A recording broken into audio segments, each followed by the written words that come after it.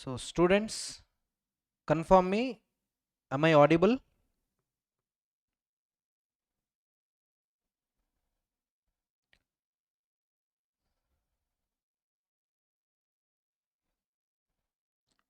Yes, everything is perfect. So we are just left with 10 days before examinations. I hope your preparation is going really good. So 10 days before examination, definitely a lot of questions will come in your mind. Whether Jan 26 examinations are still achievable or not. So you'll have a lot of confusion whether to write Jan 26 examinations or not.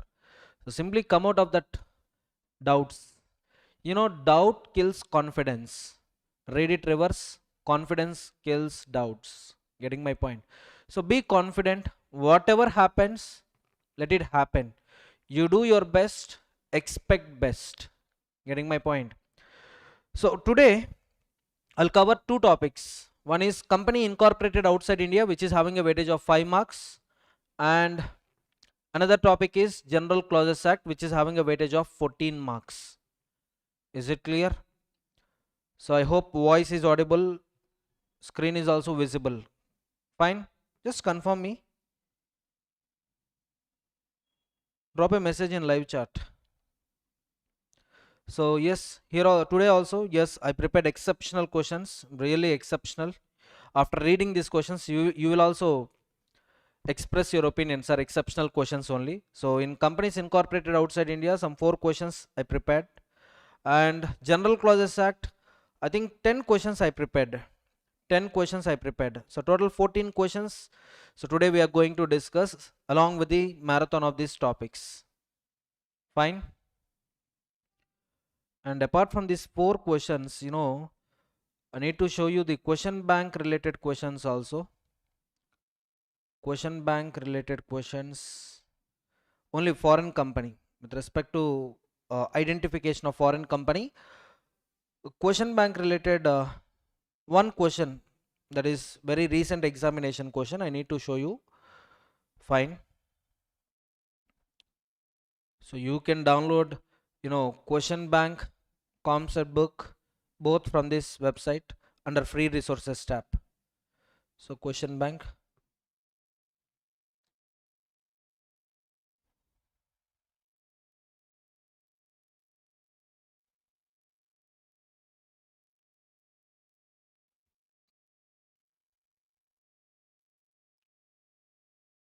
yeah. Yes, fine. Company incorporated outside India.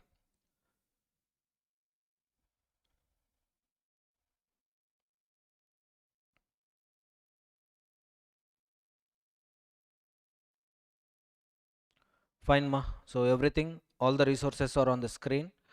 So first I'll do marathon, I'll do revision, and then I'll show you exceptional questions. Is it fine? So chalo, let's begin our our revision with companies incorporated outside India. So first I'll do revision of companies incorporated outside India, which is having a weightage of 5 marks. One descriptive question you can expect. If our time is good, you can also expect 2 to 3 multiple choice questions from this topic. So the combined weightage of objective and descriptive would be some 9 to 11 marks. Pakka one descriptive question will come, no doubt at all. 5 marks, one descriptive question will come. If our time is good, we can also expect MCQs. So first of all, foreign company, domestic company, company incorporated outside India. So 3 terms you need to understand. Company incorporated outside India, foreign company, company. Are these 3 terms same or different? Different. Company means company incorporated under Companies Act 2013, domestic company. Foreign company means company incorporated outside India plus place of business in India, and there should be some business activity in India. Whereas company incorporated outside India means it was incorporated outside India only. Getting my point? So if a company is incorporated outside India and having place of business in India and doing some business activity in India, then it becomes foreign company. Getting my point? So this chapter 22 is applicable to foreign companies. Few sections are applicable to companies incorporated outside India. That is, those few sections are related to the issue of prospectus, making public offer. Clear? So first of all, what is a foreign company? Foreign company, three conditions should be satisfied. One is company or body corporate incorporated outside India, having place of business in India, conducts business activity in India.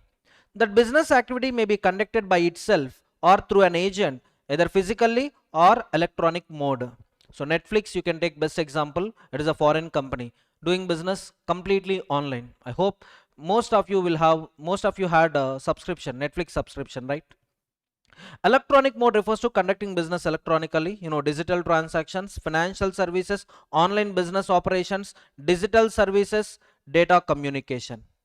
So PayPal website also comes under electronic mode of carrying business operations only. But in this entire, electronic mode, this point is exceptional point. Remember this point, electronic security offerings, subscriptions, listings in IFSC, that is Gift City.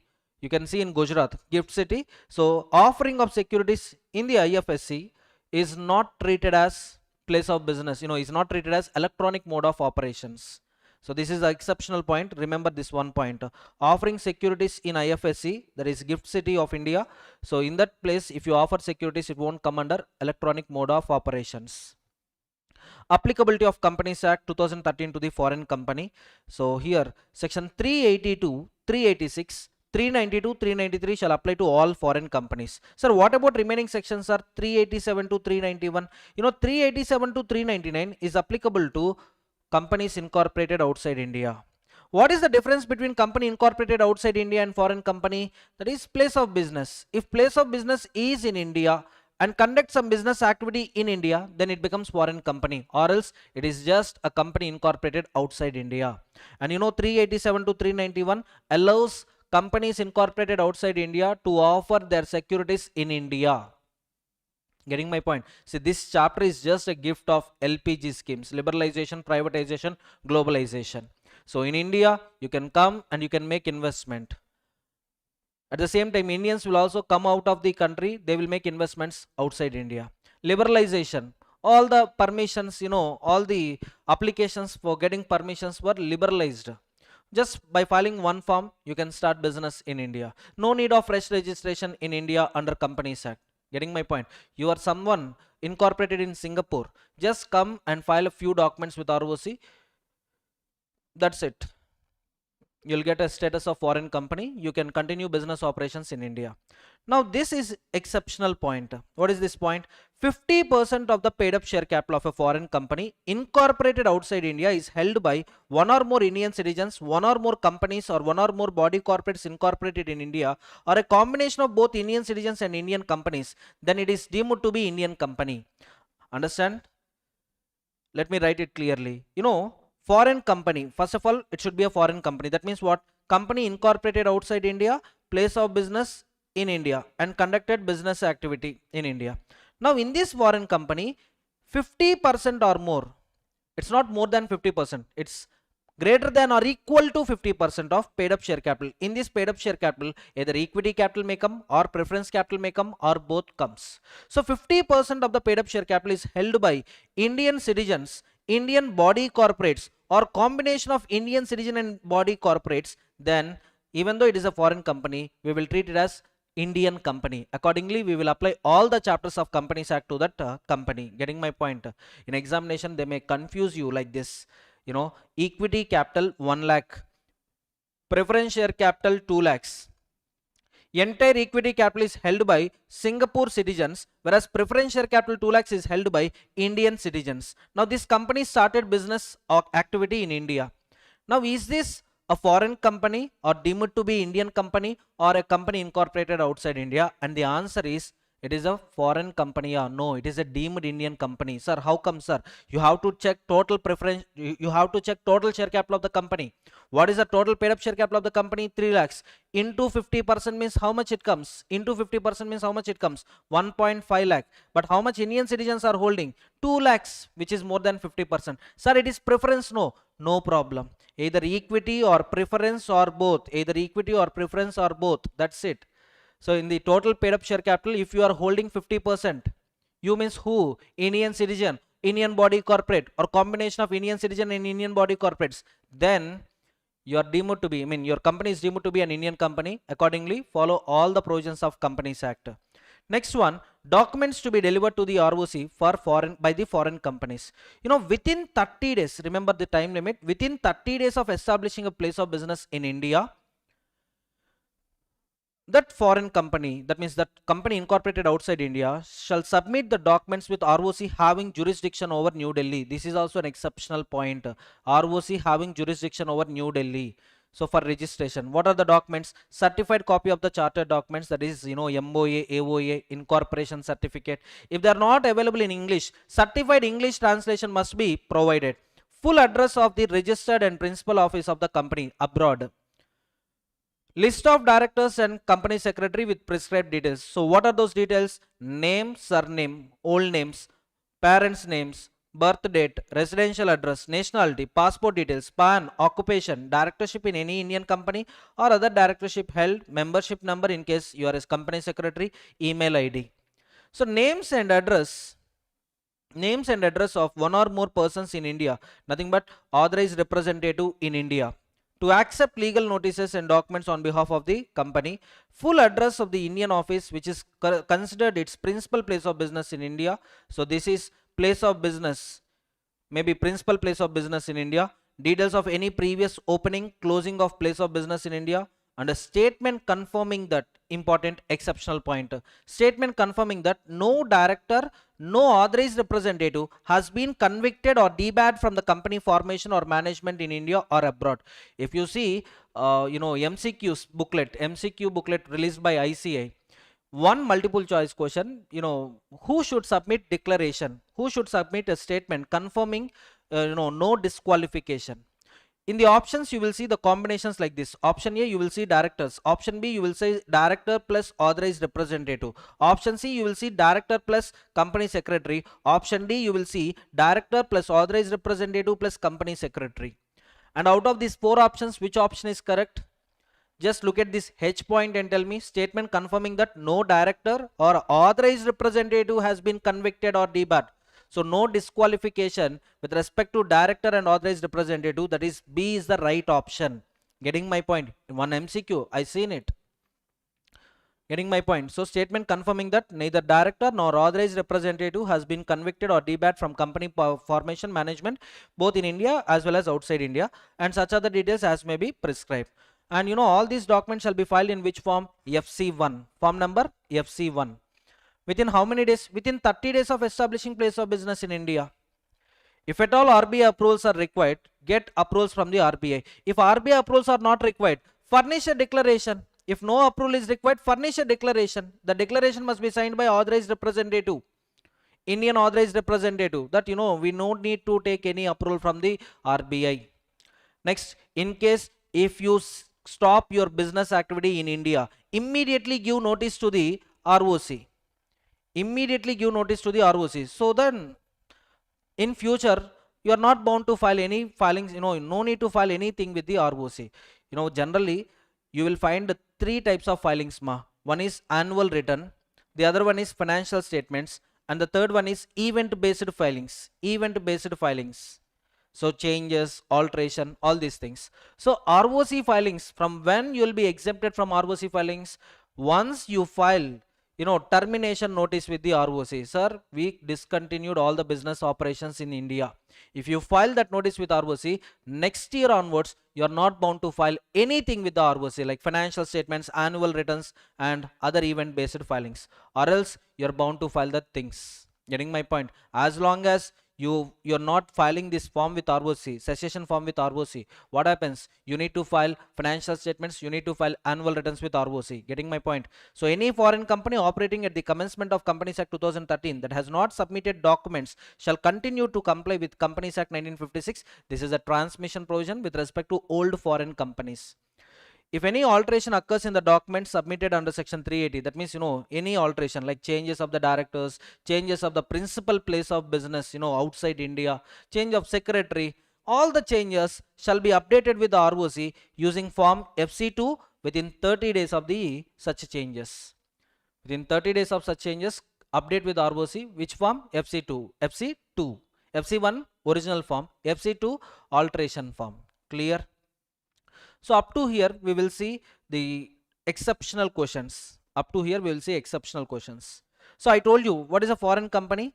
It should satisfy how many conditions? 3 conditions. C1, company incorporated outside India. C2, place of business in India.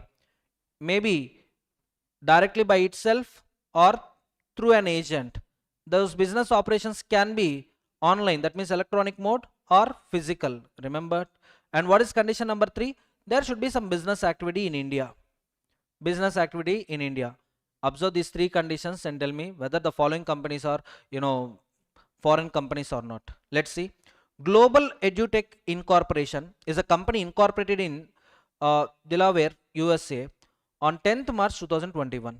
The company operates an online education platform offering professional certification courses. The main server of the company is located in Singapore. Company was incorporated outside India. Server was located outside India. During financial year 24-25, Global EduTech Incorporation undertook the following activities related to the India. Offered online certification courses to the Indian students through its website and mobile application. So will it come under place of business in India? Yes. Which mode? Electronic mode. Collected course fees amounting to 6.5 crores from Indian residents using online payment gateways. Electronic mode. Conducted web-based marketing campaigns targeting Indian users through social media platforms. This is also electronic mode of business operation only. Provided online academic advisory services through video calls and email. This will also comes under electronic mode of operations. Appointed EduServe LLP, an Indian firm, as marketing and support agent in Bangalore, though no physical office was opened by Global EduTech Incorporation in India. No problem, business activity can be conducted either physically or complete online. So physical premises not required. Physical premises not required in case of online business activities. The management of Global EduTech Incorporation intends that since it has no physical place of business in India, its servers also located outside India, it is not a foreign company under Companies Act 2013 and hence not required to register in India. Whether Global EduTech Incorporation qualifies as a foreign company? Yes.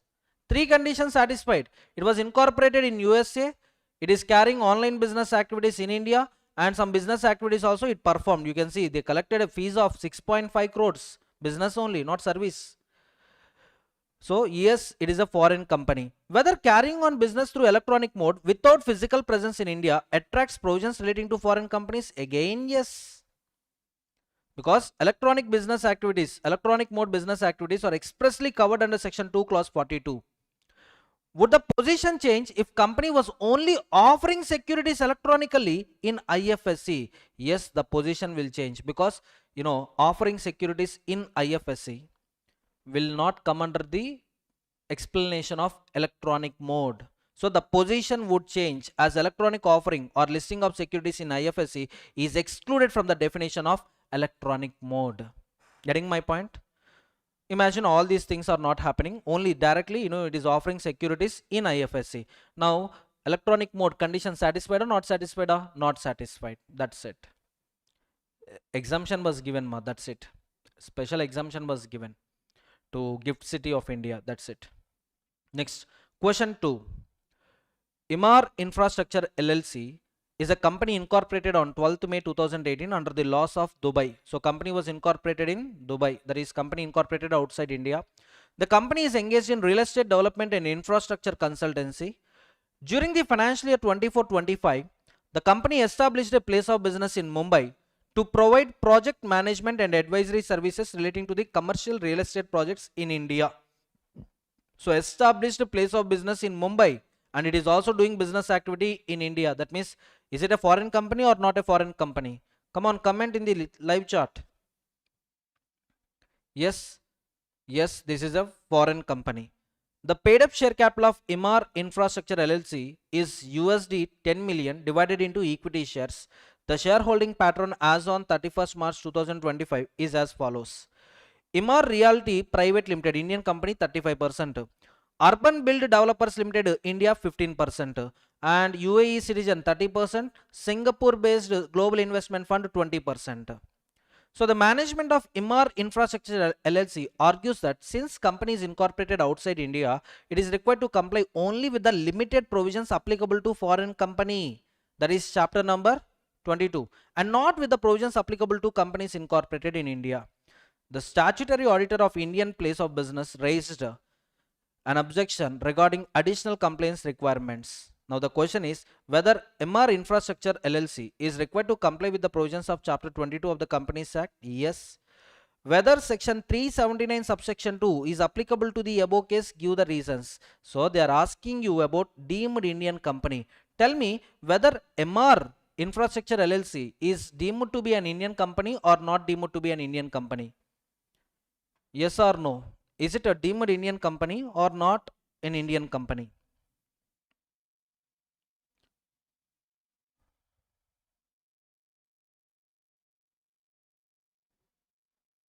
Observe the provision. Observe the provision. Foreign company in which 50% of the paid up share capital held by Indian citizen or Indian body corporates or combination of the both, then it is deemed to be Indian company. I told you. See, this is an Indian body corporate holding 35% of the paid up share capital, and this is Urban Build Developers Limited, Indian company, holding 15% of the paid up share capital. So total put together, how much it is? 50%. So this condition satisfied, 50% condition satisfied. Therefore, it is deemed to be an Indian company. So yes, 50% or more of the paid up share capital is held by Indian company. So section 379 subsection 2 is applicable. It is deemed to be an Indian company. Whether contention of management that only limited foreign company provisions apply is valid? No, contention is invalid. Section 379 subsection 2 mandates additional compliance. State the extent to which foreign company must comply with the Companies Act. All the provisions. The company must comply with chapter 22 and such other prescribed provisions as if it were a company incorporated in India to the extent of business carried in India. So in this entire question, the most exceptional point is, this one, paid up share capital holding, paid up share capital holding 50%. Clear? So 2 questions we completed. Third question is about prospectus. Third one is about prospectus. So we will see at the end of this chapter marathon. But before that, one question that came in very recent examinations. So many students had a doubt with respect to this question. So whether the companies, whether the given companies are foreign companies or not, whether the below mentioned companies are foreign companies or not. You can see here, based on the applicable provisions of Companies Act, define the term foreign company. So first write the definition of foreign company. So majority of the students, they will see the box, they will ignore the top 2 lines. In the top 2 lines also there is one requirement. Many students answered these 4 points, they forgot to write the first point. That's it, 2 marks gone. So they are asking define the term foreign company. First you write what is a foreign company. Just write the definition of the foreign company. Sir, section numbers mandatory or not mandatory? If you remember, quote it. If you don't remember, just write as per the provisions of Companies Act 2013. Foreign company means like that. Okay. So you can see here, place of incorporation Singapore, developed patients database for a hospital in Mumbai, India, server is in Singapore. Is it a foreign company or not a foreign company? Yes, it is a foreign company because company was incorporated outside India, but there is a place of business in India and there is also business activity in India.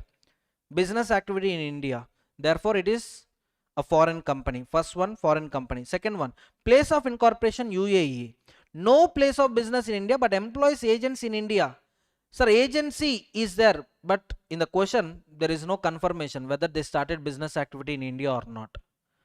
So you can write an assumption, assumed business activity started, it is a foreign company, or there is no business activity in India, therefore it is not a foreign company. Employing agents in India but has no place of in India, hence it is not a foreign company. Here you have to check the third condition, business activity. And third one, Cape Town, board meeting held in India. Meetings held in India is not a matter at all. There should be some business activity or there should be some place of business in India. So therefore, it is not a foreign company. Mere holding of the meetings cannot be termed as conducting business activity in India. Last one, Germany. 49% of the shares held by Indian company. If it is 50% also, it is not deemed to be Indian company unless place of business is in India. I told you, foreign company in which 50% of the paid up share capital held by Indian citizens, Indian body corporates, combination of the both, then only it is deemed to be Indian company. But in the question, nowhere mentioned whether it is having place of business in India or not. So it is not a foreign company, not deemed to be an Indian company also. So it will not be considered as foreign company. It will not be considered as foreign company. So that's it about identification of foreign companies. Next we have seen the registration formalities of foreign company also. Just go through the list of the documents need to be submitted with ROC. Just give one time reading, that's it. Because there may be a chance of asking this question, Singapore based company wants to set up a branch office in India. Briefly explain or briefly state the list of documents to be filed with ROC. Advise them like that, they can ask you one 5 marks question. So remember FC1, filing to be done within 30 days, and declaration of compliance, sorry, statement of no disqualification, ROC having jurisdiction over New Delhi. These 4 points you remember. Balance topics, balance points, you can write it easily, you can remember them easily. So simply details of the directors, details of the CS, details of the authorized representative, and then certificate of incorporation, you will remember easily. But these 3 points don't forget. FC1, 30 days, ROC having jurisdiction over New Delhi. Clear? Next one, coming to the accounts of foreign companies. Accounts of the foreign companies, with respect to Indian operations, they need to prepare financial statements, that is, balance sheet, profit and loss account, and deliver a copy of financial statements to the ROC. So time limit is important, ma. Time limit is also important. Next one, along with Indian business operations, also attach parent foreign companies financial statements in English language. If not available in English language, get a certified translated English documents, certified English translated copies. Okay, so consolidated financial statements of the parent foreign company shall also be submitted with ROC. Next one, filing should be done in which form? FC3. Time limit is important. Time limit is within 6 months after the closure of financial year. So financial year closure date 31st March 2026, for example. Add 6 months. So by 30th September filing to be done. Domestic companies time limits are different, ma. Domestic companies within 30 days of AGM. This is a foreign company. Members are outside India. AGM is not mandatory to these companies because all the members are outside India. So that's why for them 6 months. But if you show separate, if you show a special reason, ROC may grant an extension up to how many months? Up to 3 months. Up to 3 months extension will be granted if a written application is submitted by the foreign company. Next, most important point in this section is, what are the additional documents we need to attach along with the financial statements? One is statement of related party transactions, statement of repatriation of profits, statement of transfer of funds including dividends. Also submit list of all its business locations in India. So submit, list of all its business locations in India, statement of related party transactions, statement of repatriation of profits, statement of transfer of funds. So these are the additional documents you need to file along with the financial statements. So what is the form number? FC3. What is the time limit? 6 months from the closure of financial year. If you want, extension can be granted by ROC up to 3 months. Next one, audit. Indian operations of foreign company are subject to audit. Who will do the audit? Practicing individual CA, individual practicing CA, or a firm or LLP of practicing chartered accountants. So chapter 10 is applicable as if this is a domestic company. Next one, another important point. Last attempt on this point, 2 marks MCQ came. 2 marks MCQ came. See, display of the name, name, country of incorporation, clearly displayed on outside of every office or place of business in India. Two languages, one is English language, other one is local language. But coming to the official publications, English language is enough. English language is enough. Name board outside the premises, two languages, English and local. Whereas official publications like bills, letters, papers, notices, communication, business letters, everything, one language is enough. Apart from this, what to be disclosed? First of all, tell me what to be disclosed. Name of the company, country of incorporation. Name of the company, name of the country of incorporation. Apart from these two, third one you have to add, that is members liability if limited. Members liability if limited, add this third ingredient also. If members liability is unlimited, no need to add it, just 2 points are enough. So what are the 3 points that should appear on the notice board as well as bill papers? What are the 3 points? Name, country of incorporation, and members liability if limited. Outside the premises, name board shall have two languages, whereas on all official publications, one language is enough. Getting my point? Because invoice, you see, today I'm printing an invoice. In that invoice, if I give 2-3 languages, means space would not be sufficient. So invoices, one language, but outside the premises, name board shall appear in 2 languages. What are the ingredients? Once again, I'm asking you, what are the ingredients to be printed on the name board? Name of the company, country of incorporation. If members liability is limited, also at that point. Clear? Service on foreign company. Any document that was served on authorized person, assume that the document was served to foreign company. Or serve the documents to the address submitted to the ROC at the time of establishment of place of business. In FC1, you might have given principal place of business. Principal place of business, that address details you might have given in FC1. So to that address, if document is served, it is assumed that the document service is valid. Service of the document is valid. Next one, coming to the debentures, section 71 is applicable as if this is a domestic company. Annual returns, section 92 is applicable. Time limit, remember, for normal companies 60 days of AGM, whereas for foreign companies 60 days of closure of financial year. 60 days of closure of financial year. Here AGM is not mandatory, right? AGM is not applicable to this chapter. To this, companies incorporated outside India, AGM is not applicable. So 60 days of closure of financial year. Books of accounts. Generally, books of accounts means 4 ingredients. 4 ingredients.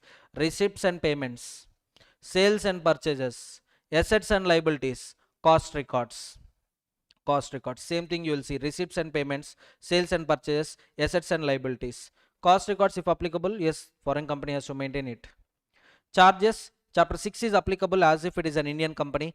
Inquiry, inspection, investigation. Inspection, inquiry, investigation, as if for Indian operations of foreign company, we assume it as a Indian company only, and all chapter 14 with respect to inspection, inquiry, investigation shall apply as if it is an Indian company only.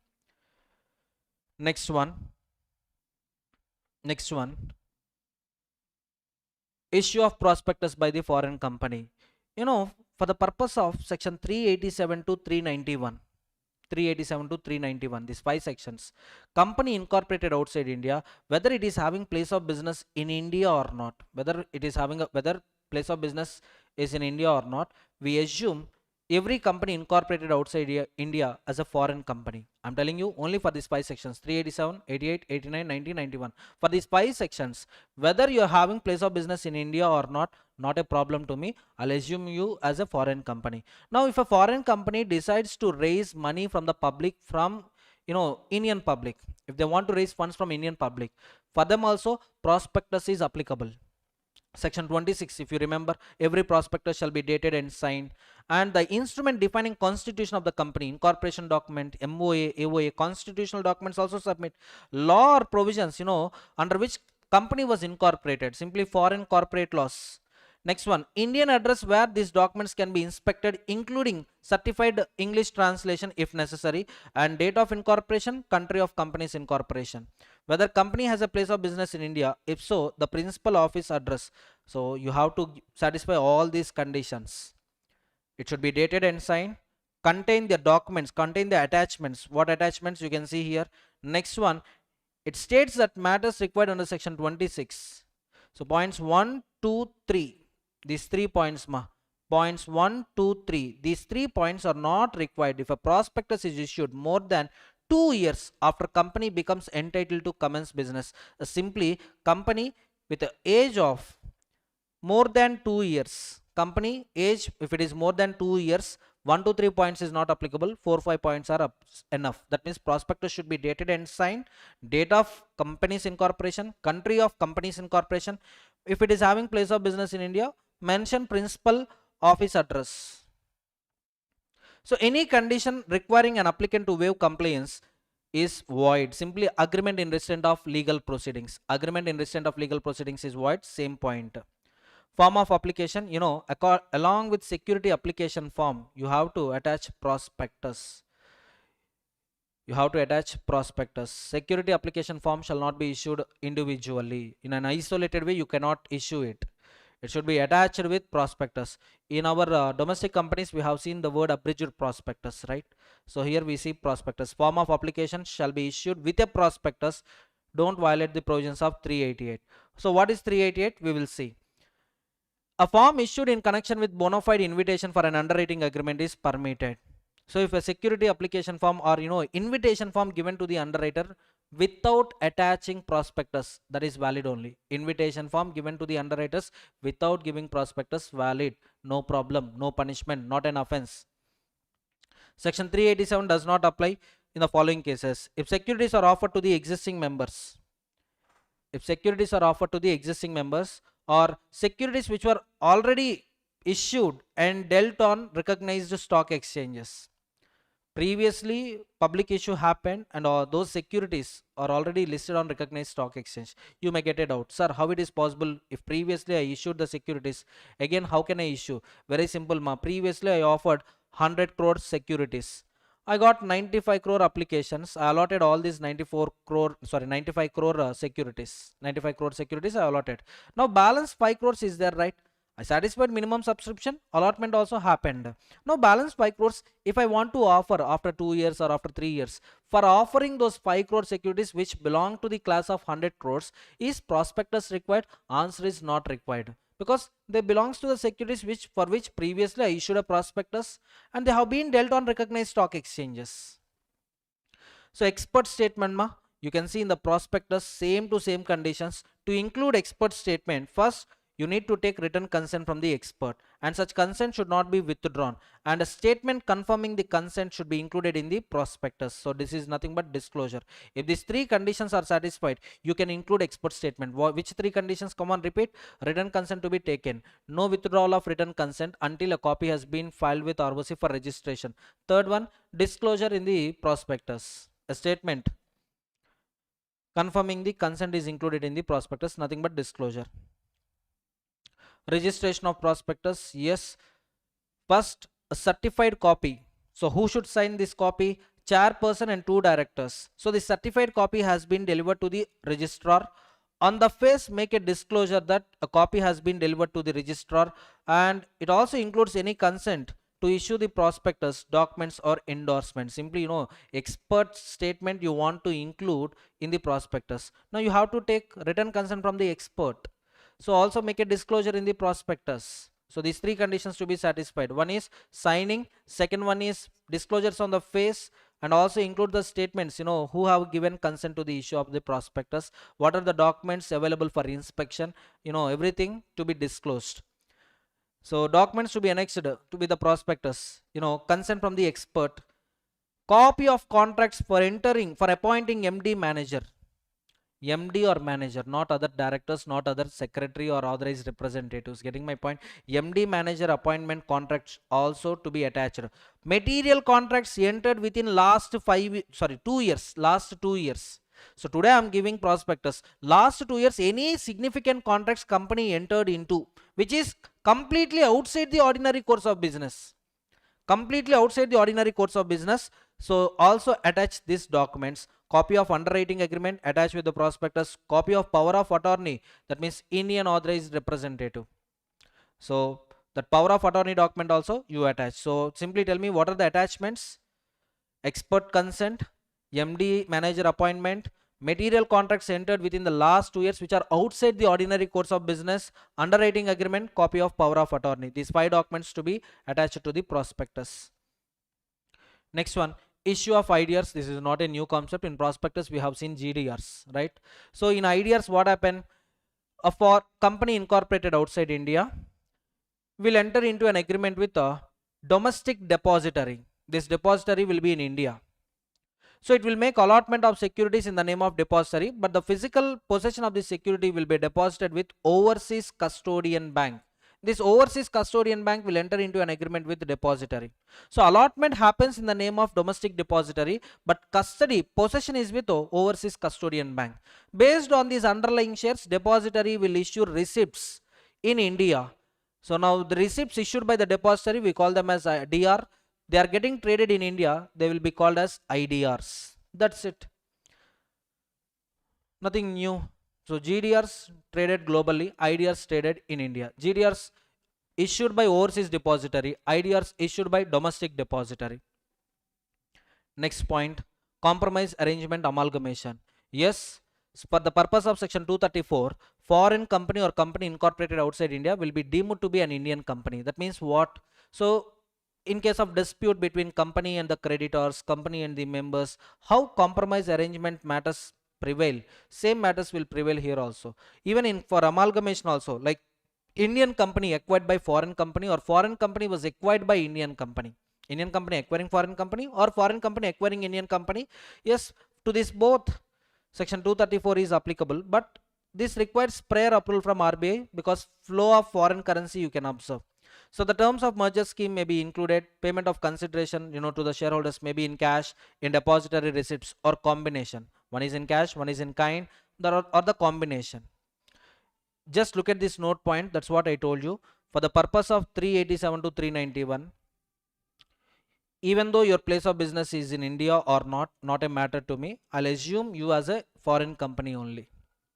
Next one, application of section 34 to 36, that is, criminal liability for misstatements in the prospectus, civil liability for the misstatements in the prospectus, punishment for fraudulently inducing persons to invest their money into the company. All these three punishments are applicable to the prospectus even it was issued by foreign company. And section 392, general punishment general punishment. Violation of chapter 22, company 1 lakh to 3 lakhs plus 50,000 per day for continuing default. Officer in default 25,000 to 5 lakhs. And this 393 is important 393, section 393 is important. Failure to comply with chapter 22 does not affect validity of any contract, dealing or transaction or the company's liability to be sued over them.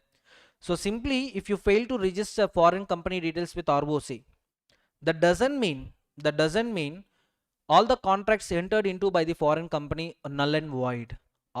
That doesn't mean contracts are null and void. That means what? All the contracts entered into by the foreign company are still valid. But the point is, foreign company loses legal protection. Simply, it cannot sue debtors, but creditors can sue foreign company. Getting my point? If you remember, unregistered partnership disabilities, same disabilities you will also see with respect to foreign company if it is not registered under this chapter provisions. So however, company cannot bring a suit, cannot claim a set off, cannot make a counter claim, cannot start legal proceedings related to such contracts until it complies with relevant provisions of the Companies Act 2013. Getting my point? So remember, just one point, in case of non-compliance of that registration formalities, the contracts entered by the foreign company remains valid, but foreign company cannot sue outsiders, whereas outsiders can sue foreign company.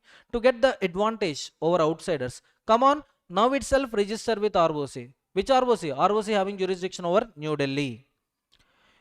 If you are not a foreign company but still using the title of foreign company, you will get punishment. Investigation under section 210 may be initiated. Next one.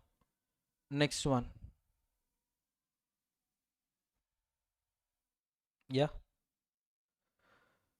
Exemptions under this chapter if central government wants to exempt any foreign company from compliance of this chapter, it can exempt it. For example, you can see in electronic mode, electronic offering of securities in IFSC will not qualify electronic mode of operations. Like that, it can exempt few foreign companies or companies incorporated outside India, whether or not having a place of business in India or plan to establish one. from compliance with subscription offerings, prospectus requirements, and related matters in IFSC set up under Section 18 of SEZ Act 2005. Clear? So only two questions are there from companies incorporated outside India. Two exceptional questions are there. We'll see them. Global Infra Holdings PLC is a company incorporated in United Kingdom on 15 January 2022. The company is engaged in infrastructure financing and has no place of business in India. In March 25, Global Infra Holdings PLC proposed to raise funds from Indian investors by issuing equity shares through a public offer in India. Accordingly, on 20th March 25, company circulated a prospectus in India offering shares worth 120 crores. The prospectus was dated but not signed by any authorized person. I told you it should be signed by chairperson and two directors. It was not signed. Contained details of the business activities and risk factors but did not mention instrument constituting the company. No, the document is important. Of course, this document is not required if company's age is more than 2 years. Law under which foreign company was incorporated and address in India where such documents could be inspected. Further, the prospectus contained a clause stating that applicants shall deem it to have notice of all the contracts entered into by the company whether or not disclosed in the prospectus. No. How can you waive the compliance? This is nothing but waiving the compliance. No, you have to disclose the things. Expert consent, you have to add it. Next one, MD manager appointment letter. Next one, material contracts which are outside the ordinary course of business which were entered last 2 years. Underwriting agreement. So these documents are compulsory. You can't tell like simply, applicants deemed to have notice of all the contracts means whether or not disclosed in the prospectus. Agreement, any condition waiving the compliance is void. Along with the prospectus, application forms for securities were distributed to Indian residents. Separately, some application forms were issued to the financial institution in connection with a proposed underwriting agreement. So, application forms shall be attached with prospectus, shall be attached to the prospectus. But that requirement is not necessary if you are inviting underwriters to enter into an underwriting agreement. Management contends that since the company has been incorporated for more than 2 years and has no office in India, strict compliance with 387 is not required. Let's see one by one. Whether provisions of 387 of Companies Act are applicable in the above case? Yes. Whether you are having place of business in India or not, 387 is applicable. 387 is applicable to all companies incorporated outside India offering its securities to the Indian public. Whether prospectus issued by Global Infra Holdings PLC is valid in law? No. Why? First of all, it was not signed by the chairperson and two directors and does not contain mandatory disclosures. Whether clause deeming applicants to have notice of undisclosed contracts is legally valid? Again, no. Waiver of compliance is void. Whether issuing application forms without complaint prospectus is permissible in this case? Again, no. Application forms cannot be issued without a complaint prospectus except in case of bona fide underwriting invitation. Exceptional question ma. Do you feel is this an exceptional question? If yes, just comment. I want to know, I want to hear from you. Next, question 4. Nordic Power Systems GmbH is a company incorporated on 12th April 2020 under the laws of Germany. The company is engaged in supply and installation of wind energy equipment. In June 2023, Nordic Power Systems GmbH established a place of business in Chennai, Tamil Nadu to execute renewable energy projects in India. During the financial year 24-25, company entered into a supply and installation contract worth 18 crores with Sunrise Green Energy Private Limited on an Indian company. The contract was executed on 10th August 2024 and Nordic Power System GmbH completed supply of equipment by 31st December 2024. See, they are having a place of business in Chennai. It is a company incorporated outside India, Germany, and having a place of business in Chennai, doing some business activity in India. Is it a foreign company or not a foreign company? Yes, this is a foreign company. However, it was later discovered that Nordic Power System GmbH failed to comply with various provisions of Chapter 22, including non-filing of documents required under Section 380. chartered documents, statement of no disqualification, details of the directors, authorized representative, secretary. FC1, simply they forgot to file FC1 with ROC. Non-compliance with the disclosure and reporting requirements applicable to the foreign company. Sunrise Green Energy Private Limited defaulted in payment of 4.50 crore.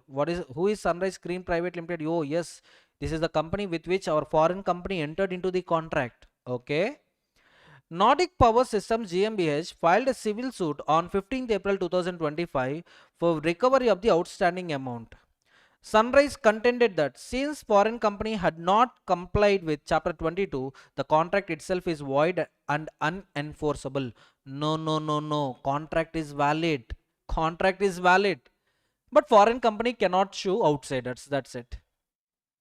Whether contract entered into by Nordic Power System GmbH is valid despite non-compliance with Chapter 22? Yes. Yes, non-compliance does not affect validity of the contracts. Whether foreign company is entitled to institute a suit for recovery of dues without complying with Chapter 22? No. Without compliance of Chapter 22, suit cannot be initiated. Whether Sunrise Green Energy Private Limited can avoid its liability? No. On the ground of non-compliance by the foreign company, no. It is still liable. It cannot escape liability merely due to non-compliance by the foreign company. Clear? So this is also exceptional point. This exceptional point is on what? Validity of the contracts entered by the foreign company without compliance of section 380. Contracts are valid. Contracts are valid. But the only defect or disadvantage the foreign company has to face, it cannot sue outsiders. Whereas outsiders can sue foreign company. Is it clear? So with this foreign company, that means company incorporated outside India, marathon and exceptional topics marathon we completed. Next I will start General Clauses Act. See, General Clauses Act is having a decent weightage. Let me show you the weightage.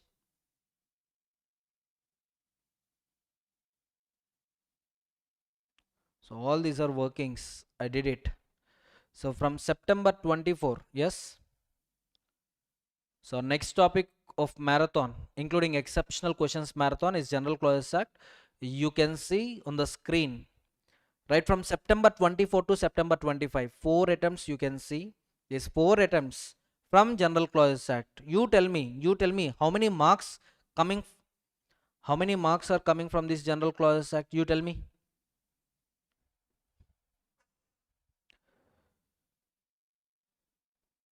So if you are participating in the live chat, it would be better. Two-way communication is better, right? So those who are watching live, better participate. Okay, I'm not giving sufficient time, right? I understood. So exams are approaching, that's why I'm too little hurry. Originally I planned 1 chapter marathon for each day, but due to time constraint I'm doing 2 chapters. And I forgot, tomorrow we are going to have a live on share capital chapter. Very big chapter, right? So last attempt, if you see, actually from share capital 4 marks came, but September 25 attempt alone double digit came, 12 marks came from this chapter. So tomorrow our live is on share capital topic only 1 chapter, section 43 to 72, 30 sections are there. Tomorrow our live marathon is only 30 sections. Clear? So okay, so General Clauses Act, you can see, the specialty of this chapter, you can expect 2 descriptive questions, each carry 4 marks, and you can expect 2 to 3 multiple choice questions. 2 to 3 multiple choice questions, each carry 2 marks. So the combined weightage of objective and descriptive would be 12 to 14 marks. Very small chapter and good weightage chapter. The only problem with this General Clauses Act is, if you remember examples, you feel comfortable. If you don't remember examples, you feel this is a waste chapter or this is a very faltu chapter. Getting my point? See, basically, this is the wonderful and small, simplest chapter in the entire corporate and corporate and other laws subject. Ma. Trust me, after some 40-45 minutes, you will come to the same conclusion. So next topic of marathon is General Clauses Act, and I prepared 10 exceptional questions on General Clauses Act topic. Chalo. The General Clauses Act 1897. Basically, this chapter is of two parts. Ma. Part 1 is about definitions.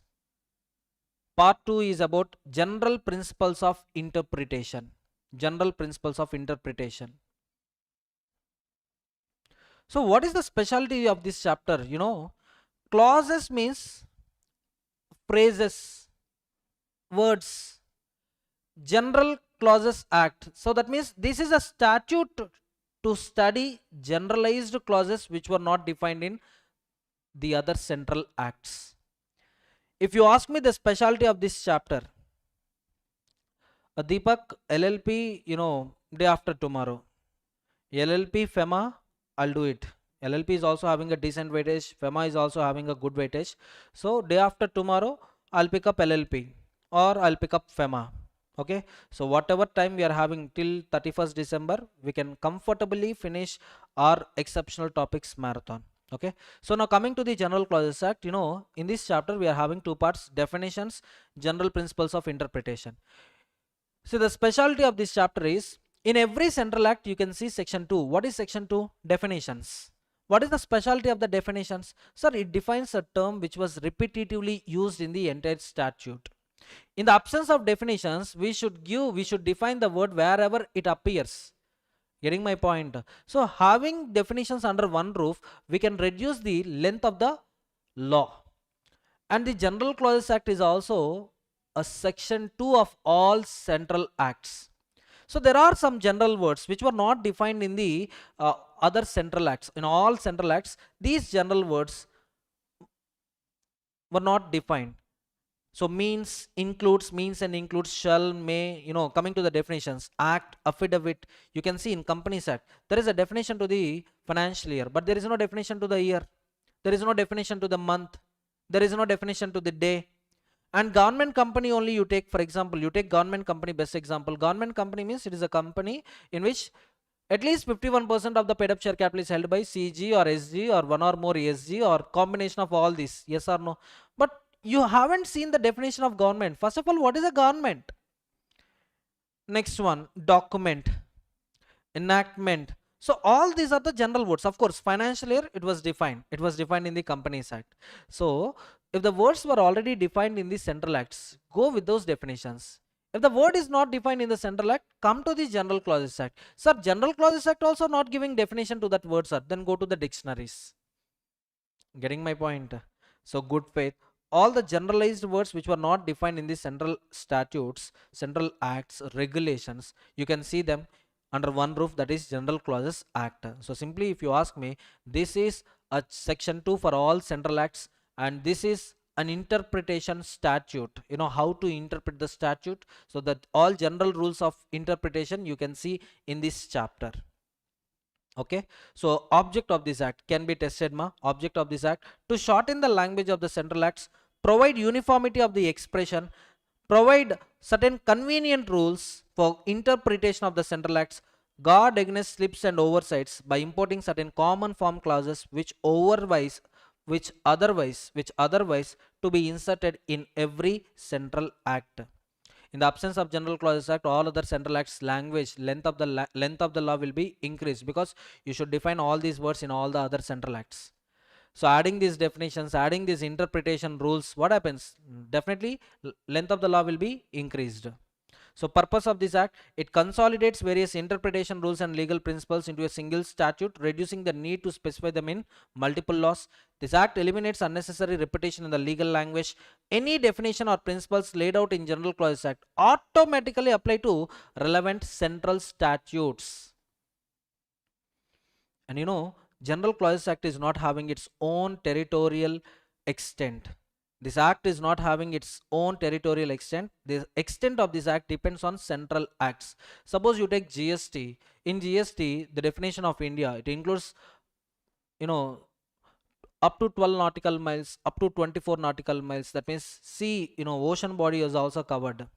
Air is also covered in the definition of, India.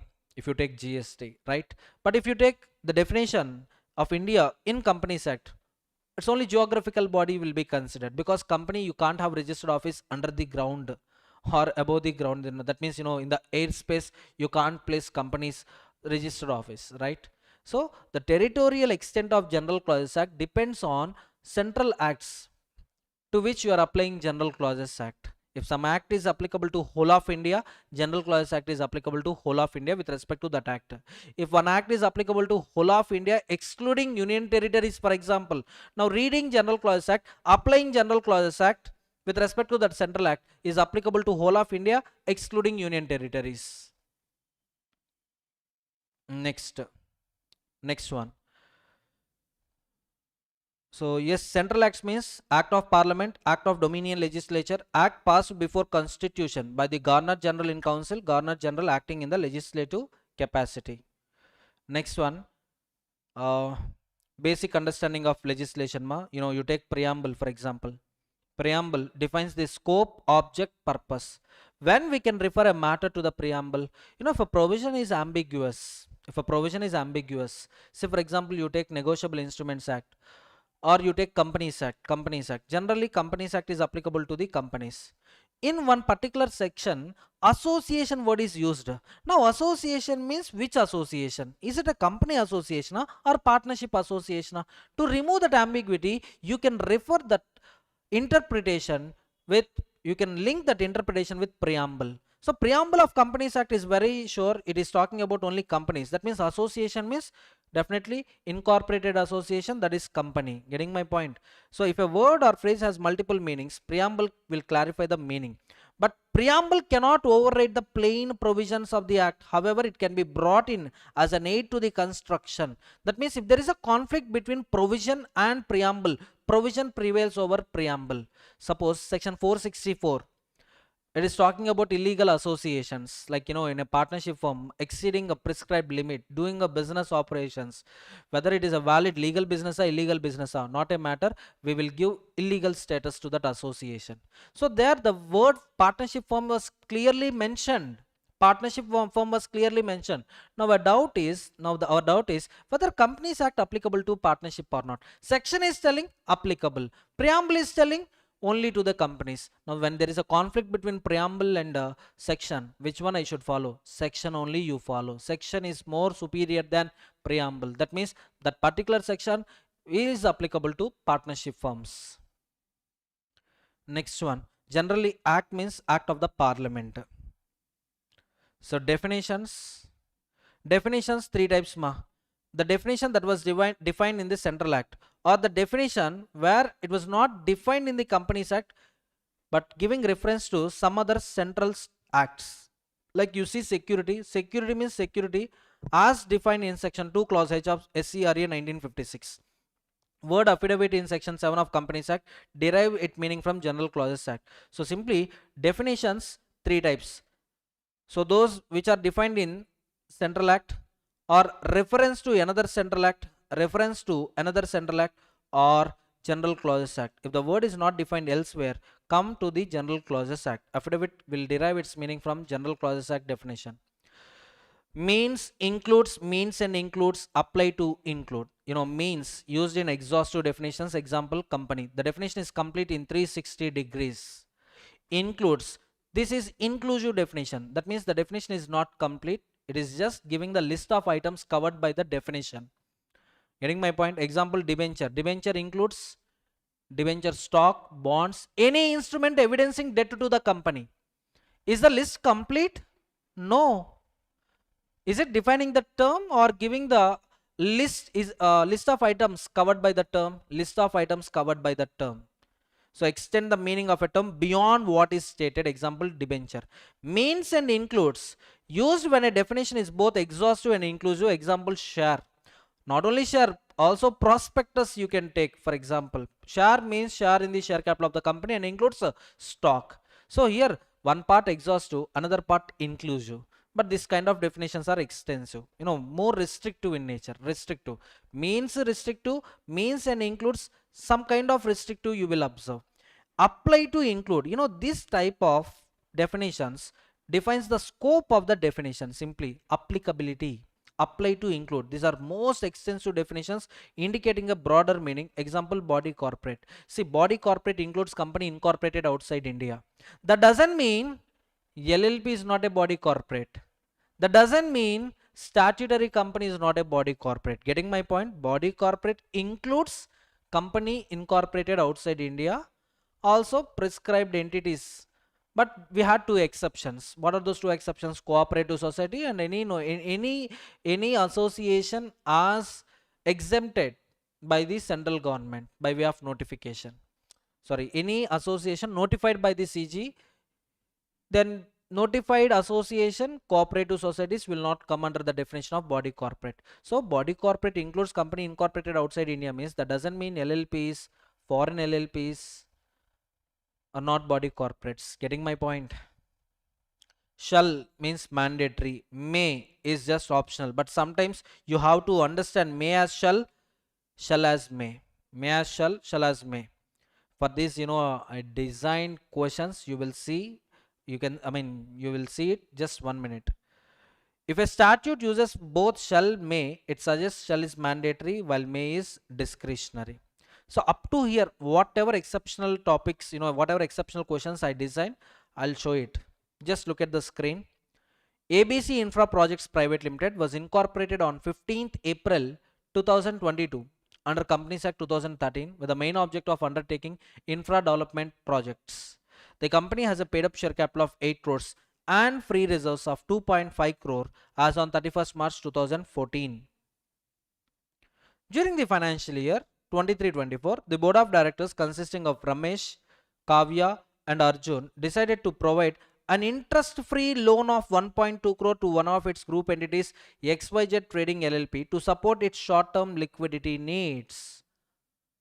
Sir, so far question is company known as, sir, Companies Act applicable. Whether General Clauses Act applicable or not. Let's see. Interesting.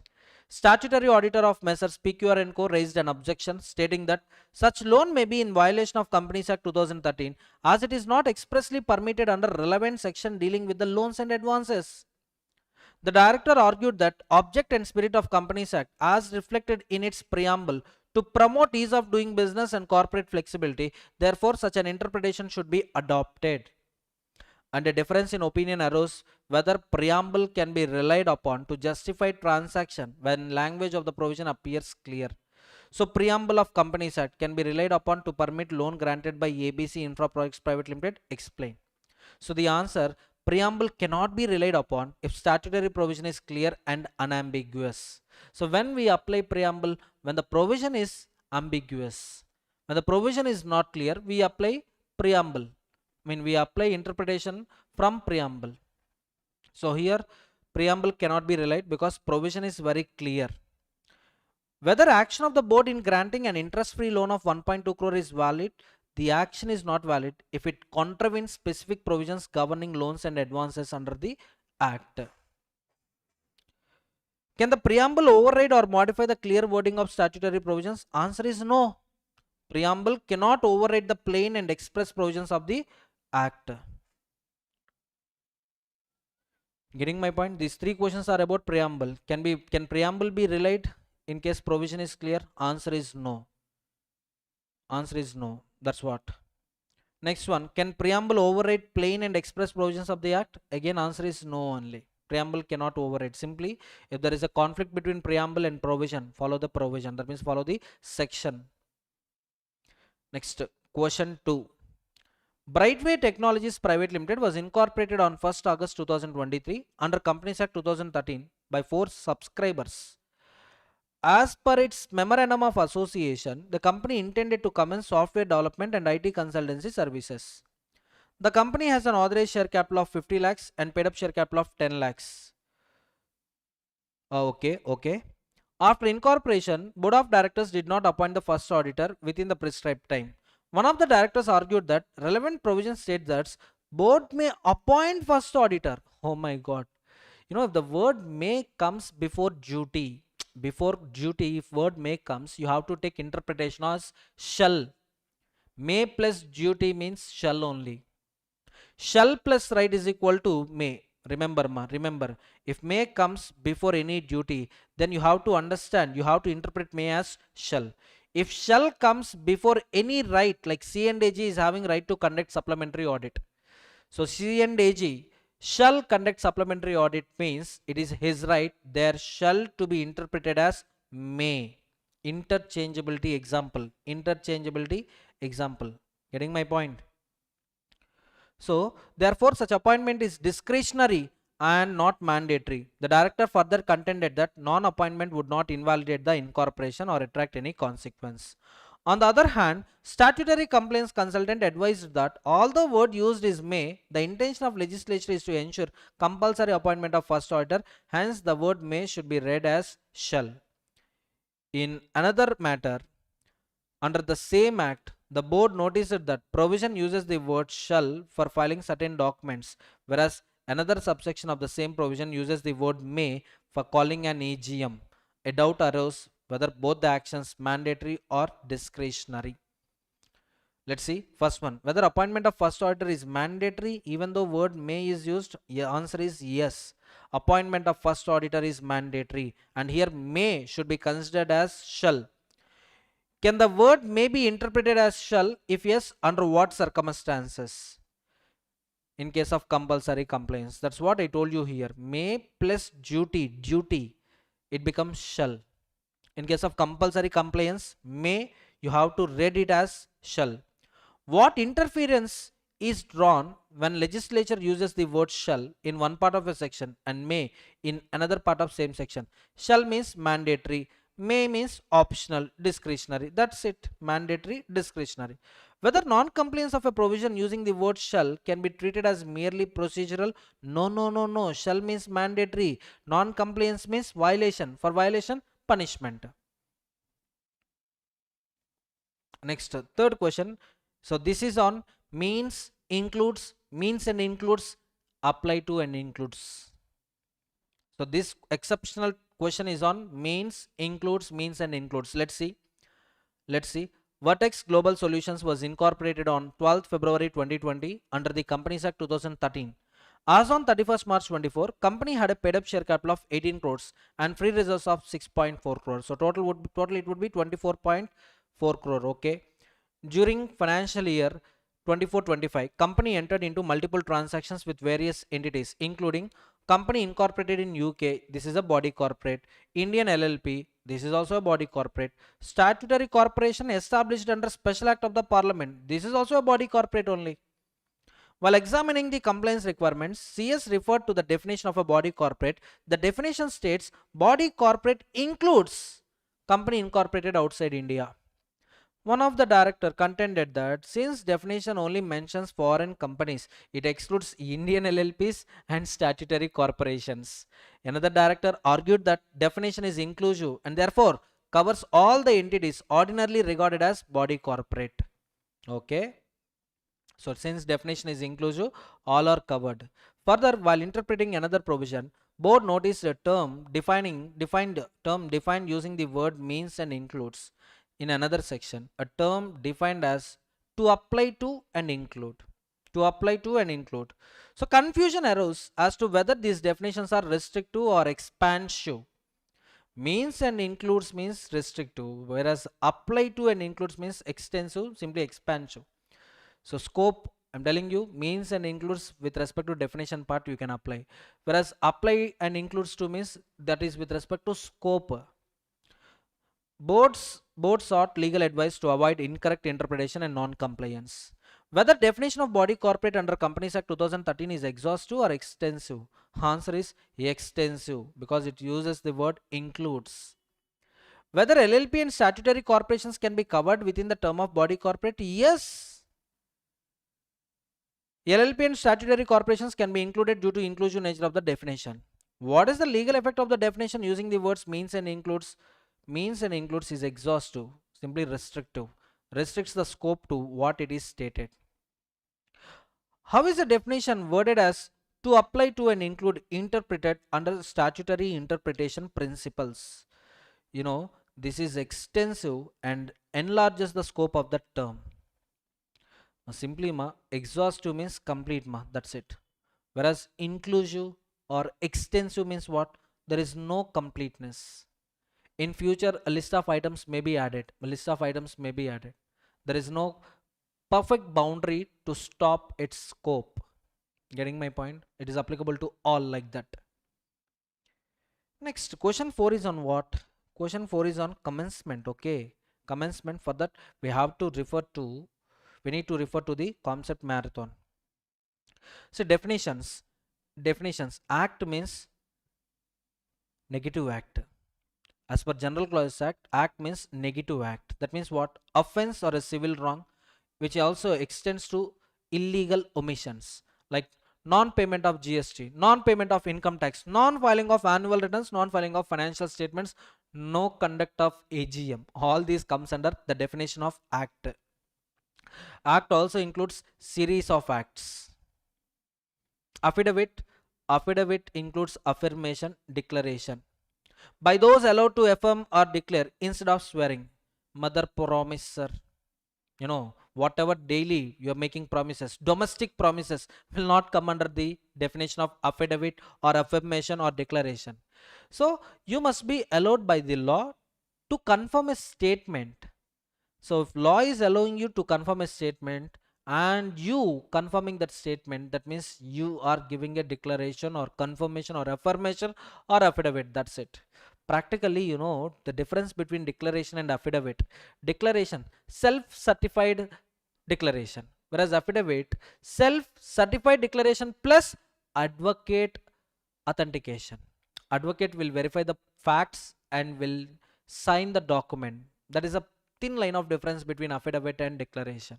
But in both the cases, it is about confirmation of the facts. And first of all, you must be allowed by the law to make such statements. Getting my point? Next one. A written statement confirmed by oath for the legal purpose.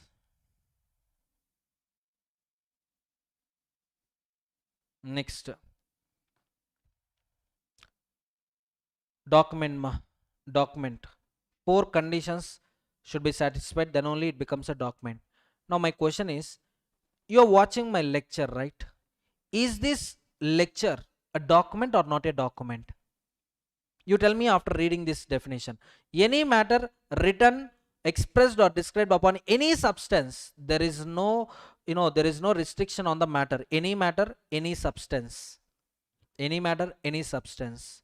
So hard disk, paper, card, name board, everything. Substance includes all these things. Even a Google Drive lecture, even a Google Drive soft copy is also a document only. By means of letters, figures, marks, or by more than one of these means. You can see this part, screen, this part, you can see material. 25% you can also see me. 25% of the screen, not 25%, maybe some 10% of the screen you can see me. I'm talking, you're listening this. And for the purpose of recording that matter, which is intended to be used or which may be used. Right now you are listening to this lecture, or you may listen to this lecture in future. So anything that satisfies these 4 conditions, matter on any substance, by means of letters, figures or any marks for recording the matter, and intended to be used in future or which you are using right now in the present. When these 4 conditions are satisfied, it becomes a document. Specifically, you remember this point, document does not include currency notes. Exceptional point, exceptions only comes under exceptional points. Document excludes currency notes. So based on this, we will see a question, an exceptional question.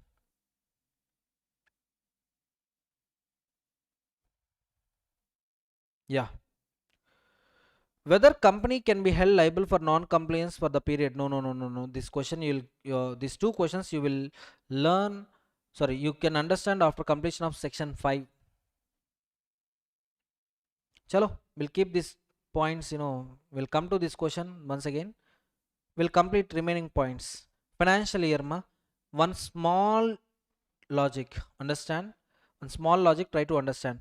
Financial year was defined in Companies Act, and the same financial year was defined in LLP Act.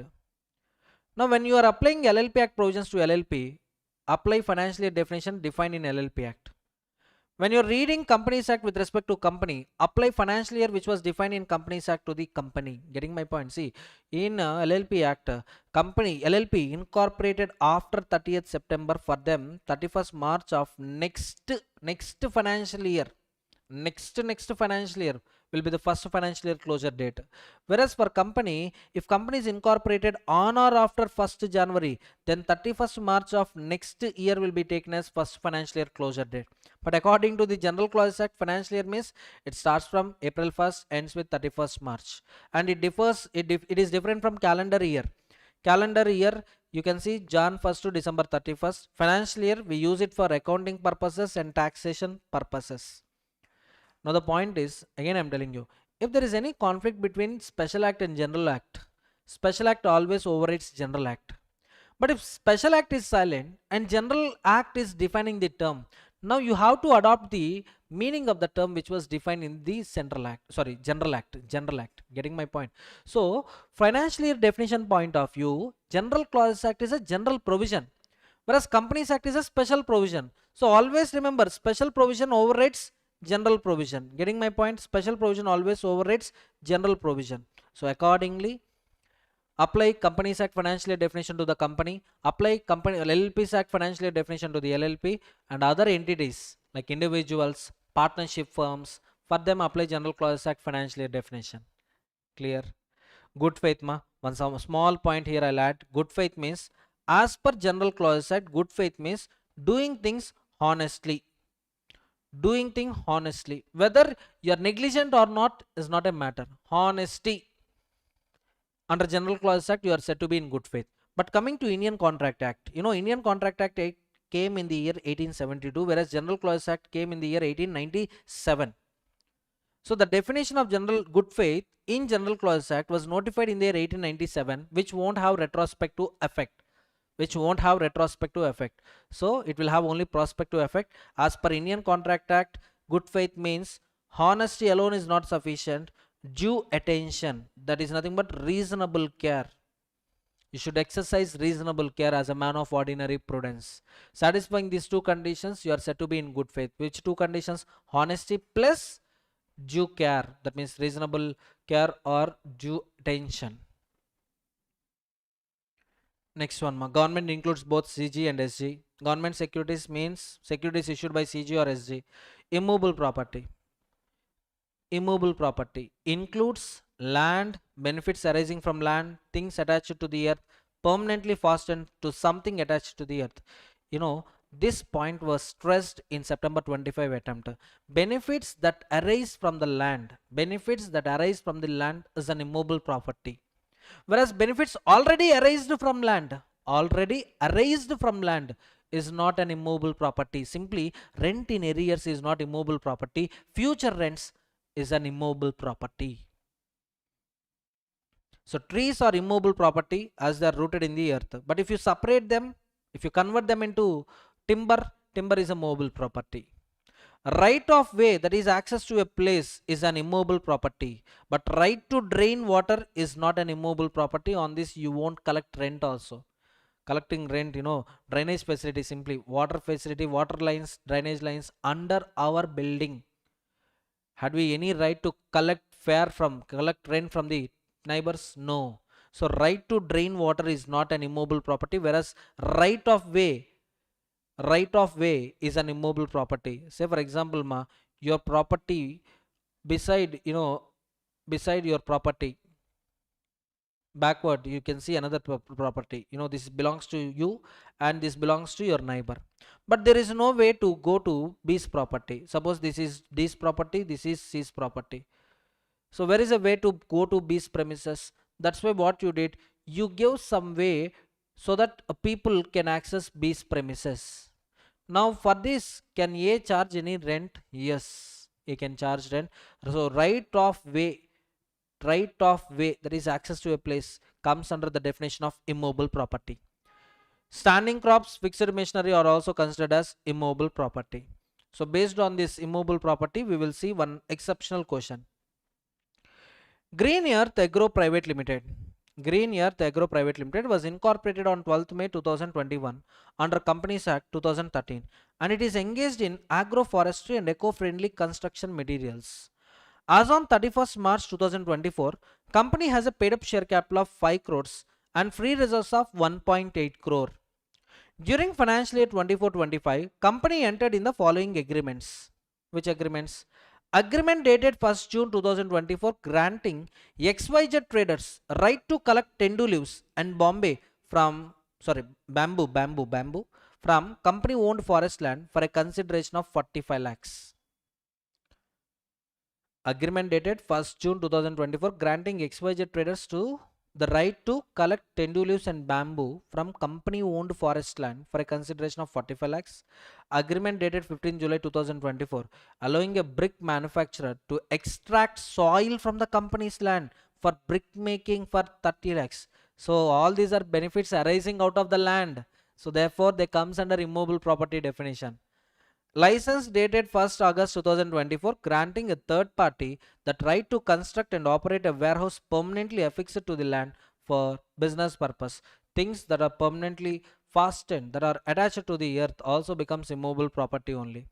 While determining stamp duty, registration and charge creation requirements, a dispute arose as to whether the above rights and agreements relate to immobile property or movable property. Let's see one by one.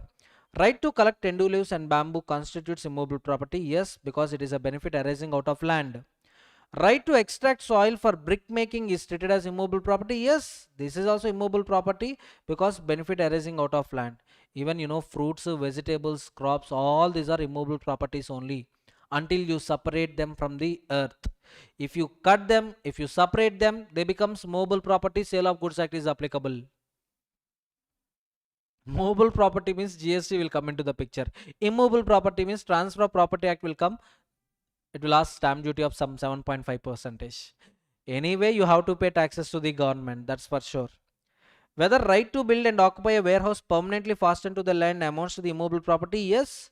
Structures permanently fastened to the land constitutes immobile property.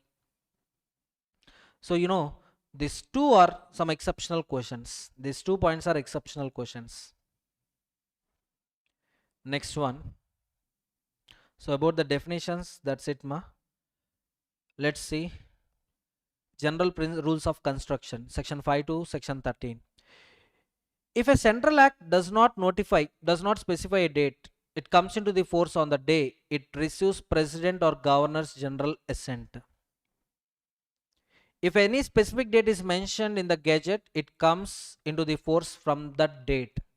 But honestly, unless and until notified in the official gazette, it won't come into the force. See, first, if you remember the journey of the act, first bill will be introduced in the parliament, both the houses of the parliament. Once approved, it will be sent to the president. President will give consent and it will be notified in the gazette.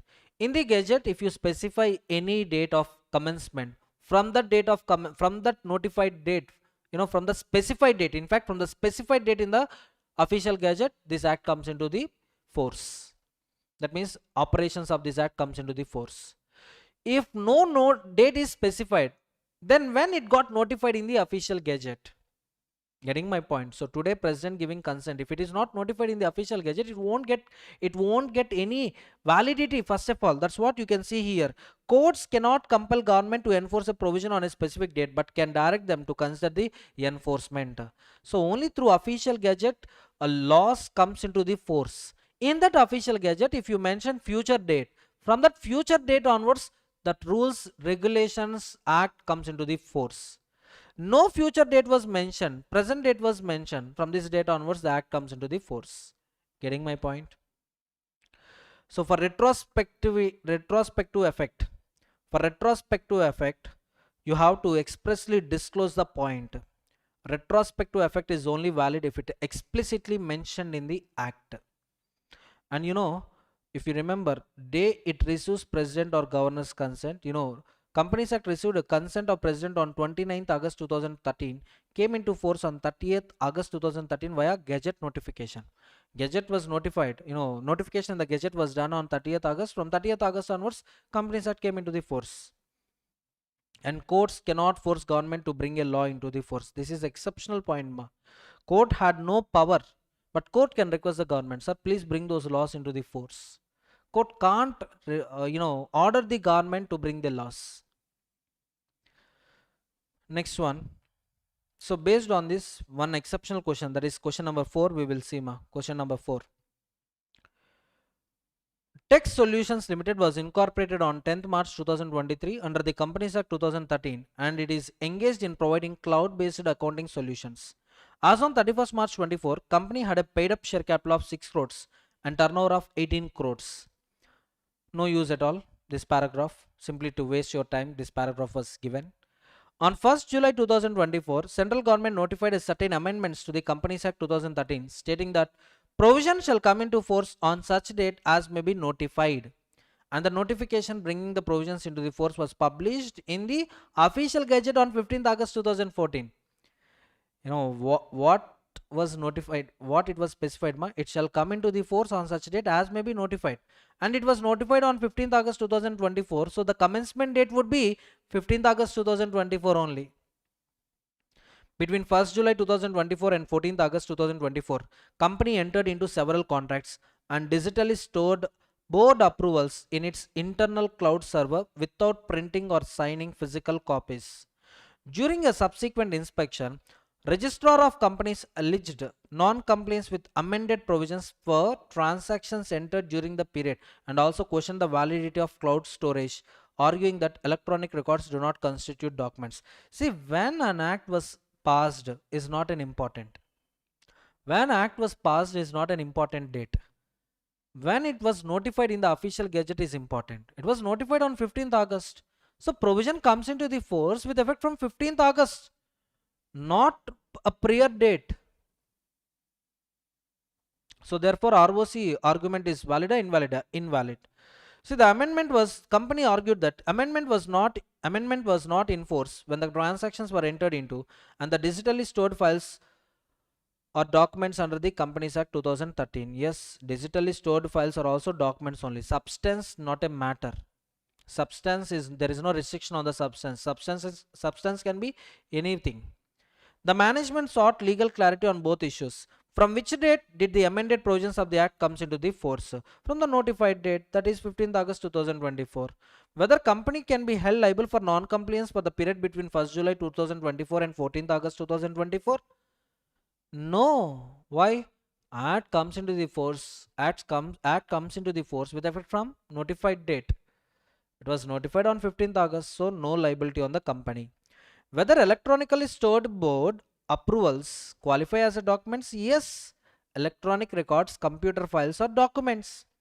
Whether Indian currency notes kept as a proof of cash balance can be treated as document? No. Document excludes Indian currency. Document excludes Indian currency. This is exceptional question. See, all these are exceptional questions only, but 50% of the questions you can guess them, you can write correct answers, but some 20 to 35% of the questions in examination, that surprise will kill your confidence. So you may not write correct answers. In that, this one is exceptional question. So 5 questions we completed and we are left with only 5 questions. And even General Clauses Act also, more than 50% of concept marathon we completed. Just section 6 to section 30, small sections only. We will see one by one. Effect of repeal. Many students had a doubt with respect to repeal and deletion. See, deletion will not have these 5 effects. Deletion will not have these 5 effects. Repeal will have these 5 effects. Let's see. Repeal shall not revive anything not enforced, not prevailed during the period at which repeal is effected. Suppose Companies Act 2013, in fact, imagine Companies Act 2013 repealed. That doesn't mean Companies Act 1956 comes into the picture. No. Companies Act 1956 will not prevail, will not be enforced. Repeal shall not affect previous operation of any enactment. Say for example, Infosys you take, which was incorporated in the year 1981 under Companies Act 1956. Now due to repeal of Companies Act 1956, do you think Infosys company, the body corporate, will be dissolved? The certificate of incorporation which was issued under old acts becomes null and void? No, it will not affect previous operations. It will not affect any right, privileges, obligation, liability acquired under the repealed enactment. Under old act, if you got any rights or privileges, duties or obligations, those will prevail. No effect on them. Will not affect any penalty, forfeiture, punishment. Will not affect any inquiry, litigation, remedy. Simple two examples I'll tell you. Income Tax Act 1961 is there, right? It was soon it will be repealed, and Income Tax Act 2025 will come into the force.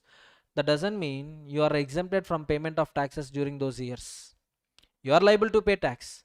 If you didn't pay any tax with respect to these years, of course, income tax officer is having complete powers to recover tax from you under the repealed statute. Your liability will still continue. There are many clients, there are many clients who still receiving notice regarding service tax liabilities. Yes, 8 years over. GST implementation started, 8 years period over. Still, some of my clients are getting notices under, Finance Act. I think 1994 with respect to service tax, VAT, excise duty. Getting it? So these 5 points you remember can be tested for 4 marks. Repeal, deletion. Repeal, complete obliteration of the provision as if the provision never in existence. Whereas deletion, the provision came into the picture for few days or for few time period, for few days or years, that provision prevailed. So in contracts, deletion takes effect only from the date it is enacted without retroactively erasing the provisions prior existence or effects. Next one, section 6A, repeal of act making textual amendment. If any central act repeals any enactment that made amendments to the another law, these amendments still remain valid. Say for example, Companies Act 2013 is there and Companies Amendment Act 2020 is there. This Amendment Act amended few provisions This Amendment Act amended few provisions in the Companies Act 2013. Later, authority repealed this Amendment Act 2020. That doesn't mean the amendments which were brought under Companies Amendment Act 2020 with respect to 2013 Companies Act comes to an end. It doesn't mean like that. That means those amendments still remain valid. Those amendments still remain valid. For example, one example I'll tell you with respect to Income Tax Act. Income Tax Act, for example, okay, you take GST, for example, GST only you take. In 2025, with respect to one product, GST rate has been reduced from 18 to 5%. 18 to 5%, GST rate has been reduced. Now, 2025 Amendment Act has been repealed. Now, whether the rate comes back to 18% or 5% rate will still prevail is the question. The answer is 5% rate still prevail. Even though you are repealing Amendment Act, the amendments will still continue unless otherwise specified. Amendments still remain valid. So Tax Amendment Act is repealed, but the tax rates amended by it still apply. Another example also you can see here. We had new scheme and old scheme. To the Income Tax Act 1961, we brought some two new schemes, and we are also increasing the basic exemption limit, right? Imagine Finance Act 2024 got repealed. In that place, Finance Act 2025 came into the picture. So that doesn't mean amendments will also become scrapped. Amendments will still continue. Revival of repealed enactments. If you want to bring back the repealed enactments into the force, express disclosure is required. And construction of references to the repealed enactments. So what is the meaning of this point? Income Tax Act, for example, it is giving reference to the Companies Act 1956.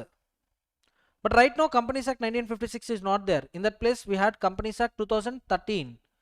So now what we should do, sir? Repeal of Companies Act 1956. So which meanings we have to consider, which interpretation we have to take? Very simple. All the references to the old act will be automatically updated to the new statute. Say for example, section 25 under old Companies Act is similar to section 8 of new Companies Act. So wherever you see the reference of section 25 of Companies Act 1956, there you have to interpret it as section 8 of Companies Act 2013. Getting my point? So based on this, one exceptional question we will see, one exceptional question about repeal only. Shivam Infra Limited was incorporated on 15th April 2018 under the Companies Act 2013 and is engaged in road construction projects for the state governments. As on 31st March 2023, company had a paid up share capital of 12 crores and secured borrowings of 45 crores. Under Central Act of 2015, company became liable to pay a regulatory cess of 2% of contract value. Accordingly, Shivam Infra paid cess amounting 90 lakhs for the contracts executed during the financial year 21-22. On 1st July 2023, a new Central Act was enacted which repealed 2015 Act. The new act was silent about pending liabilities but introduced a lower cess rate of 1% effective from the date of commencement, that is 1st July 2023 onwards.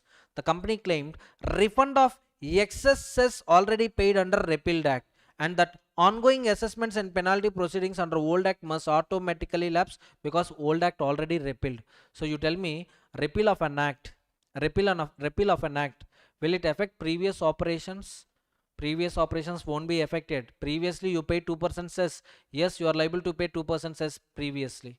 Right now it's enough if you pay 1%. That means for the contracts you entered into on or after 1st July 23, new cess rate is applicable. For the contracts already you entered into before 1st July, old cess rate is applicable. So further, the 2023 Act also repealed an earlier amendment act which had been substituted certain provisions in the 2015 Act. Management argued such substitution also stands nullified. No, we can bring back repealed enactments into the force. You can bring back repealed enactments into the force. Additionally, company relied on earlier notification issued under repealed act for the claiming benefits even after repeal. The assessing authority rejected the claims, leading to a dispute. Whether repealed act can be treated as if it never existed for all the purposes? No, no, no, no. Repeal does not wipe out past operations. Repeal does not wipe out accrued rights due to Section 6 of General Clauses Act. In the absence of Section 6, repeal will not have those 5 effects. Whether cess already paid under repealed act is refundable? Again, no. As liabilities incurred under repealed act are saved, that's it. Whether penalty proceedings initiated under repealed act can be continued? Yes. Shall not affect ongoing punishment provisions, penalty provisions, litigations. Getting my point? Whether repeal of amendment act affects the amendments already made in the principal act? Again, the answer is no. Repeal of an amendment act does not affect amendments already made and it in force. Section 6A. Unless otherwise specified, all the amendments to the existing law which came under amendment act will be continued even though amendment act got repealed.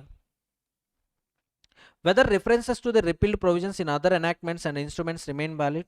Answer is yes. References shall be construed as references to the new provisions, reenacted provisions, unless a contrary intention appears. If you are able to answer these 5 questions, you are having commendable knowledge on repeal section. These 5 questions, you answer these 5 questions, that's it. You automatically get the meaning of the repeal and the effects of the repeal. Clear?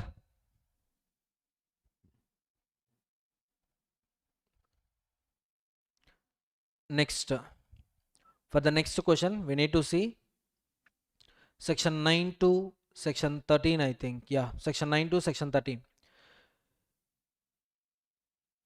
From excludes the first day, to includes the last day. Dividend calculation you can see within 5 days from AGM. Within 5 days from the declaration of dividends, amount shall be transferred to separate bank account. So counting 5 days, you have to exclude AGM date, that means declaration date, and you have to include the last date. Even filing of financial statements with ROC, annual returns with ROC. So from date shall be excluded, to date will be included. And computation of time. Computation of time. Here the point is, you need to file a complaint. For example, under section 48, if you see variation of rights.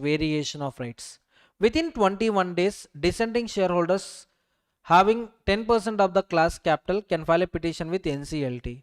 What if the 21st day falls on Sunday? If the 21st day is Sunday, what would be the situation? The answer is, you can file an appeal the next working day. If court or office is closed on the day or the last day of the prescribed period, so the act or proceeding shall be considered as done or taken in due time if it is done or taken on the next day afterwards on which court or office is open. Simply next working day. Next working day.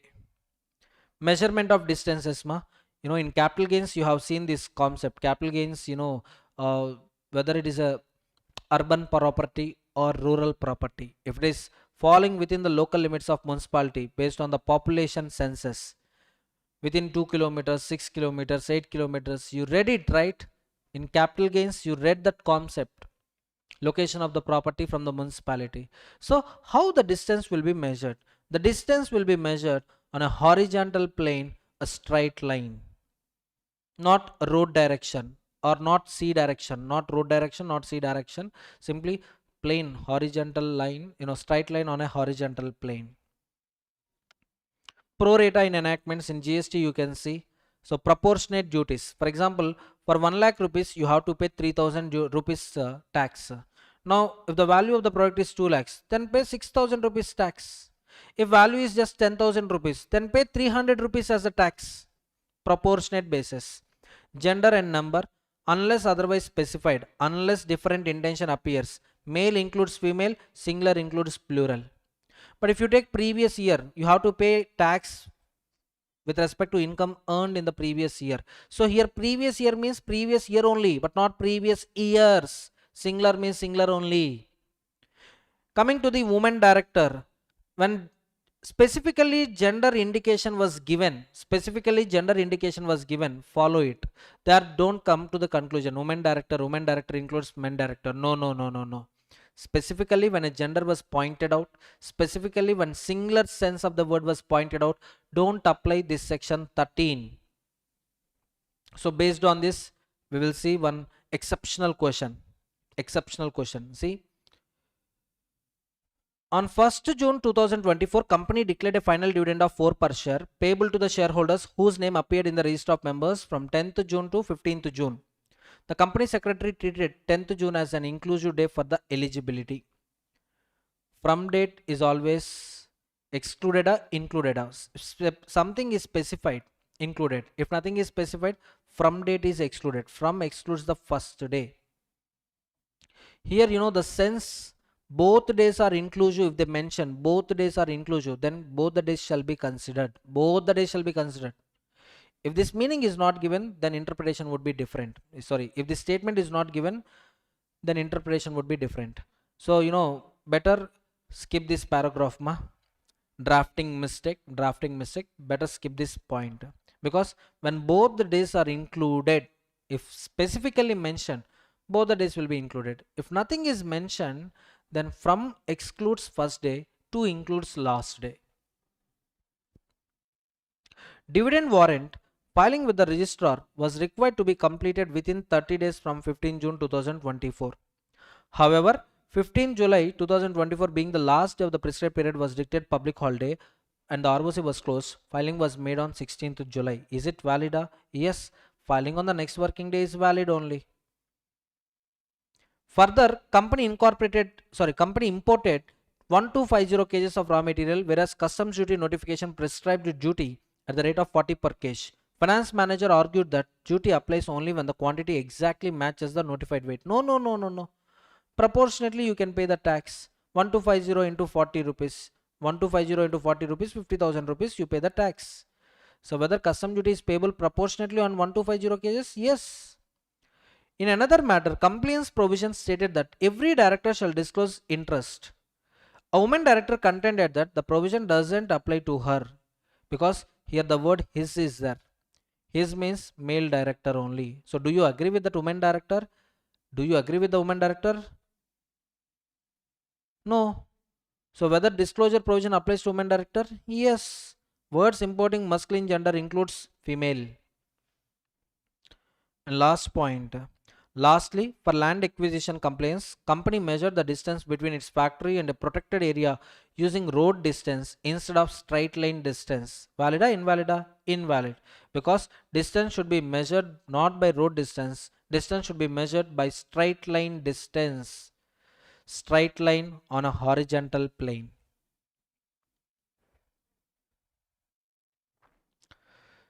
Ignore the first question, ma, because when both days are inclusive, if it is mentioned, both days are inclusive. If nothing is specified, from date is excluded.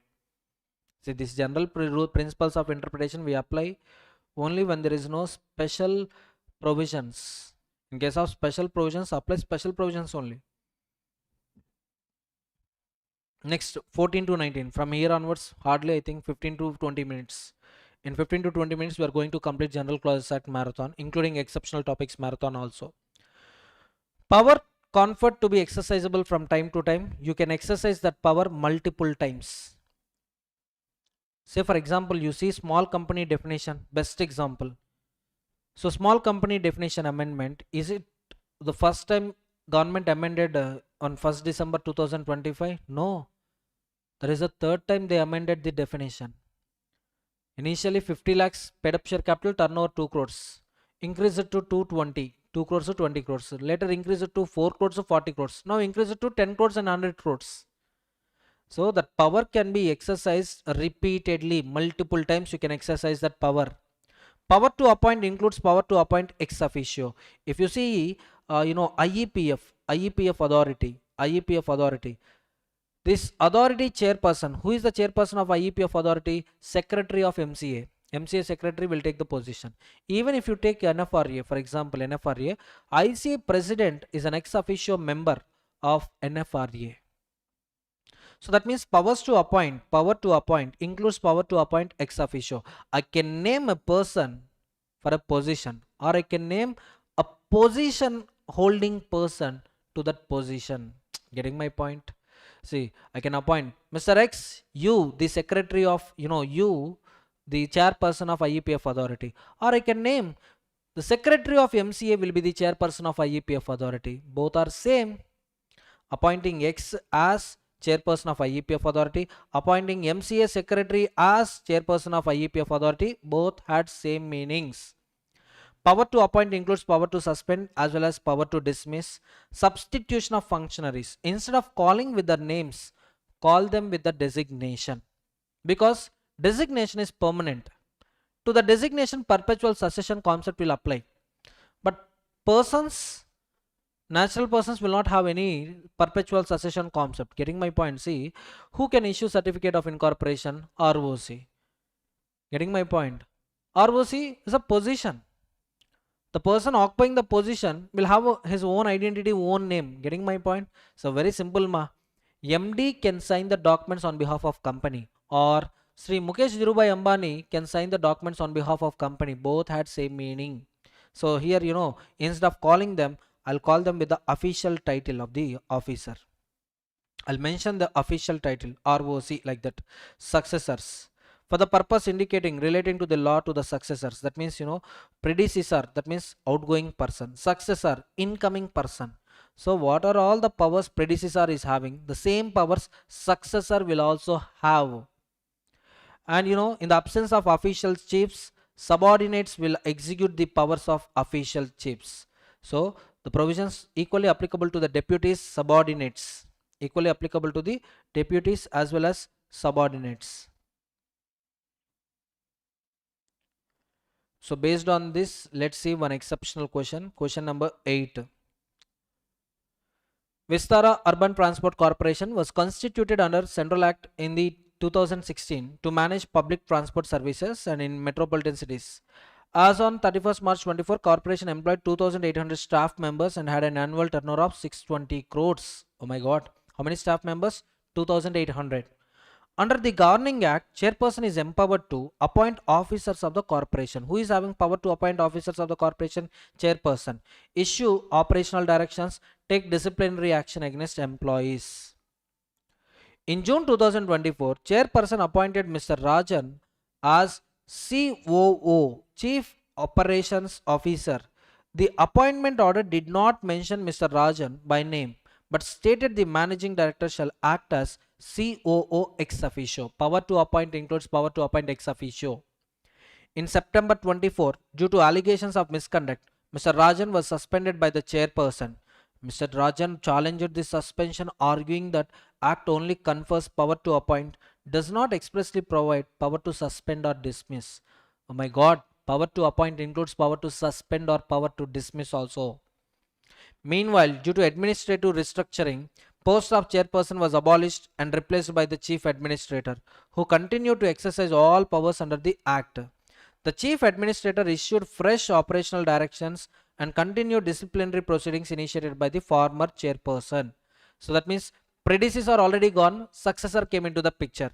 So tell me, can successor exercise powers of the predecessor? Yes. Additionally, during the chairperson's leave, deputy chairperson exercise certain statutory functions. So in the absence of higher officials, deputies can use the powers of higher officials. Mr. Rajan argued that such actions were invalid as they were not performed by the original authority named in the Act. Let's answer these 5 questions. If you answer these 5 questions, section 14 to section 19, you are comfortable with these sections. Whether chairperson could exercise the power conferred under the Act multiple times? Yes, repeatedly he can exercise the powers from time to time.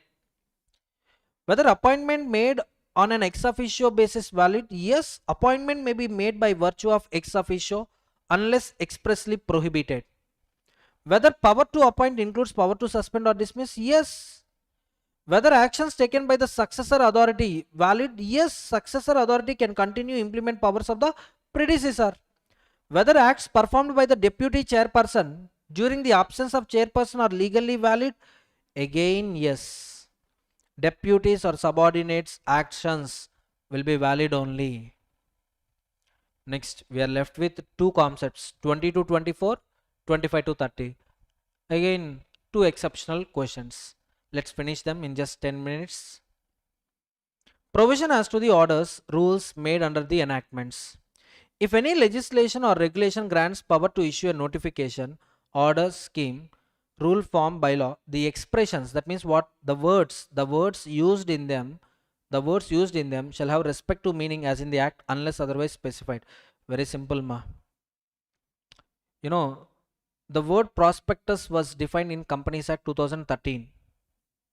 Prospectus was defined in the, yeah. So expression simply what? You know, the word prospectus was defined in Companies Act 2013. Companies Act 2013. And there is an amendment on the there is an amendment with respect to prospectus. That amendment was enacted in the Act, you know, Companies Amendment Act 2020. So in the Companies Amendment Act, there is no definition to the word prospectus. Now can I add a new definition? No. The definitions which are there in original Act will continue to apply to the amendment acts, to the rules, bylaws, forms, any notifications. So words which were already defined in the original Act, the words will have same meaning, same definitions with respect to amendments, circulars, rules, notifications, regulations. Power to issue, amend, vary, resign notifications. So simply power to issue notification includes powers to amend, vary, resign. You can see small company definition only. Originally 50 lakhs to 2 crores. Next 2 crores, 20 crores. Next 4 crores, 40 crores. Repeatedly they changed it. Now 10 crores, 100 crores. So power to issue includes power to amend, power to vary, power to cancel. Next, making of rules, bylaws before enactment comes into the force. You take about NFRA, ma. About NFRA, you can see the provision of NFRA in the Companies Act 2013. In the year 2013 itself, NFRA related provision was there. but it came into the force with effect from 2018. Now all the rules, all the forms, all the rules, all the powers, all the duties of NFRA which were prescribed in the notifications in the year 2016, 2017, 2014, 2000 18, all these circulars will come into the force only when the original section, that is section 132, was notified. So rules framed before an act is enforced remain valid and the preparatory to its implementation. So from the date of implementation of the act, rules gets validity. Until then rules are simply inoperative. So NFRA was notified in the year 2018. So all the powers and duties of NFRA, when NFRA can exercise before 2018 or after 2018, on or after the date of commencement of the section. Next one, previous publication. What previous publication means? First, you publish the draft rules to the affected persons. Publish the draft proposal to the affected persons. Get some recommendations or advices from the affected persons. It's up to you. You can add them, you can consider them, and finally you can issue a notification. See, previous publication, first publish it to the affected persons, get the recommendations, may or may not consider them, finally release final copy. So first publish a draft in a prescribed mode and also mention the commencement date of the provision, when it will be, when it gets commenced. Next, rule making authority, required approving authority must review the objections, review of objections or suggestions, legally valid once it was published in the official gazette. So here previous publication means first publish it to the affected persons, also specify the commencement date, also review the objection suggestions. Once published in official gazette, it becomes final. Next one, continuation of orders etc. issued under repealed and reenacted laws. If a central act or regulation is repealed and reenacted, all the appointments, notification, rules and orders will continue. See ma, ROCs were appointed under Companies Act 1956 ma. Now this act got repealed. In that place, Companies Act 2013 got reenacted. That doesn't mean old ROCs jobs comes to an end. No. They will continue to hold their positions. They will continue to hold their positions even under new act also.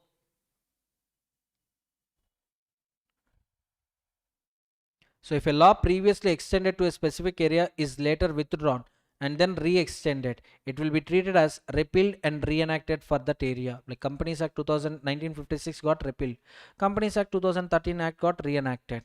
Now the scope of Companies Act 2013 is much more similar to Companies Act 1956 only. In case scope got extended, scope also extended, its scope has been extended to Indian partnership firms. Now that's it, that extension but is applicable. So based on this we will see one exceptional question. Yes, a little bit almost yes 2 hours 2 minutes completed since this live started. 2 hours completed almost. We are at the last 5 minutes stage ma. So just try to listen.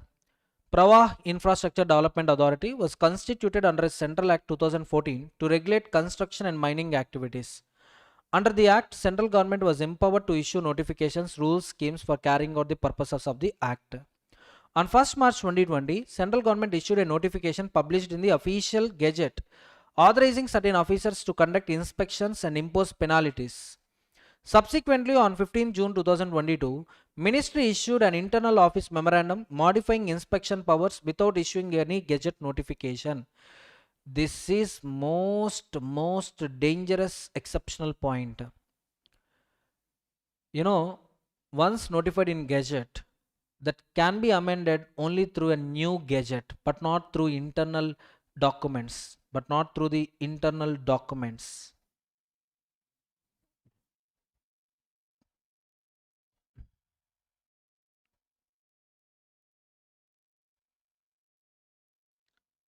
So read it. The ministry issued an internal office memorandum modifying inspection powers without issuing any gazette notification. Next, in January 2023, government issued a fresh notification amending certain inspection conditions issued earlier, following the same procedure as original notification. Certain contractors challenged the amendment, arguing that power to issue notification could be exercised only once. No, no, no, no, no. It can be exercised from time to time, multiple times, repeatedly. Meanwhile, a new Central Act 2024 repealed and reenacted 2014 Act with minor modifications but did not expressly repeal earlier notification and rules. Earlier notification rules will still continue. Unless otherwise mentioned, amendments that are made to the Companies Act 1956 still will apply. That is the last point of this, section 24. Separately, 2024 Act required rules to be made after previous publication. A draft was published, objections were invited, final rules were published in the official gazette with minor changes from the draft. A contractor challenged the rules alleging procedural defects in the draft publication. Let's see one by one. Whether modification of inspection powers through an internal office memorandum valid? No. Notification can be modified only by another notification. But this is highly exceptional topic, highly exceptional point. Modification of internal powers through an internal office memorandum is not sufficient. A notification can be modified only by another notification published in the official gazette. Whether government can amend or rescind a notification once issued? Yes, power to issue includes power to amend, power to rescind. Whether notification and rules issued under repealed act continue after reenactment? Yes, unless otherwise mentioned, the old notification, old rules still continue in force. Whether inspection proceedings initiated under old act can continue under new act? Answer is yes. Proceedings validly initiated continue even after repeal and reenactment. Whether rules published after previous publication can be challenged for procedural irregularities. So you can see the last point of this. Once rules are published in the official gazette, any procedural irregularities in drafting cannot be challenged. So no, gazette publication is conclusive proof, valid rule making. And coming to the last part of this General Clauses Act, recovery of fines. Last point, if you see, cessation of enactments. A particular provision may be copied and pasted or can be referred to its title, short title, number, year. For example, recovery of fines, General Clauses Act is not giving you the text how to recover the fine. It is giving a reference to Indian Penal Code. That is nothing but cessation of enactment. Cessation means what? References. Offenses punishable under 2 or more enactments. See, punishment under 2 or more enactments for same single ingredient offense not allowed. Prosecution is allowed, Listen carefully. Prosecution is allowed. Two offenses have same ingredients. If they are distinct, prosecution under both laws is valid. But punishment is allowed only under one law. Punishment is allowed only under one law. Offenses having different ingredients of mistakes covered by different statutes, then different statutes punishment is applicable. Let me tell you one more time. Prosecution, that means argument, hearing process, hearing will be done under both the statutes, but punishment is only under one statute, but not punished twice. A person charged under Income Tax Act and Money Laundering Act for the same financial transaction can be prosecuted separately. Prosecution can be done separately, but punishment can be applied only under one statute. Meaning of service by post, properly addressing, prepaying the stamps and posting by registered post, enough. But if specifically mentioned, I need registered post acknowledgement due, then registered post acknowledgement due is mandatory. If tenant refuses to take the post, it is deemed to be considered as served. It is properly served. So based on this, let's see the last question. I thought of 1.5 hour marathon, but it went more than 2 hours. See, Zenith Pharma Equipments Limited was incorporated on 20th February 2019 under the Companies Act 2013 and is engaged in manufacturing pharma machinery. As on 31st March 24, company had a paid up share capital of 7 crores. In May 24, company was found guilty of violating a central environment statute and fined 5 lakhs by a special court. The act imposing the fine did not contain any specific provision regarding recovery of fines. You can go to Indian Penal Code. When the company failed to pay the fine, authority initiated recovery proceedings by issuing warrants for levy of fine under Criminal Procedure Code. MD Mr. Arun was prosecuted for the same transaction under IPC as well as Environmental Offences, a special central act. Arun argued that prosecution under two enactments violates Article 22 of the Constitution. Arun argument is invalid. Prosecution can be done under two laws, but punishment is only under one law. Meanwhile, a statutory show cause notice was required to be served on the company by registered post acknowledgement due. Authority instead sent the notice by registered post without acknowledgement due. Now, is it a valid service of notice? No. When post requires RPAD, registered post acknowledgement due, you should send it through RPAD only. Sending it by RP or speed post is not deemed valid. It is not deemed to be valid service of notice. Company contended that service was invalid and proceedings should be quashed. No. Let's see. Additionally, while drafting an appeal, company cited the repealed act by its short title and year only. Valid only. Companies Act is Act of 2013, an Act of Parliament of year 2013, Act number 18 or Companies Act 2013, both same interpretation you have to take. So whether recovery of fine made under IPC under CRPC provisions can be applied? Yes. Whether prosecution under two enactments for same act is bad? No. Prosecution under two enactments is not bad, allowed. But punishment, whether Mr. Arun can be punished twice for the same offense? For this, no. Punishment under both the statutes for same offense is not allowed, but prosecution is allowed. Prosecution means hearing. That court argument process you can see. In court argument process you can see. So argument point of view, two laws allowed. Punishment point of view, only one law for same offense. Service of notice by registered post without acknowledgement due valida. In this case, no. Statute requires RPAD, so service by registered post is insufficient. Whether notice written with endorsement refused amounts to valid service? It amounts to the valid service. Even if you reject it, it amounts to the valid service. Whether citation of an enactment by short title and year is valid? Answer is yes. Citation by short title and year is valid.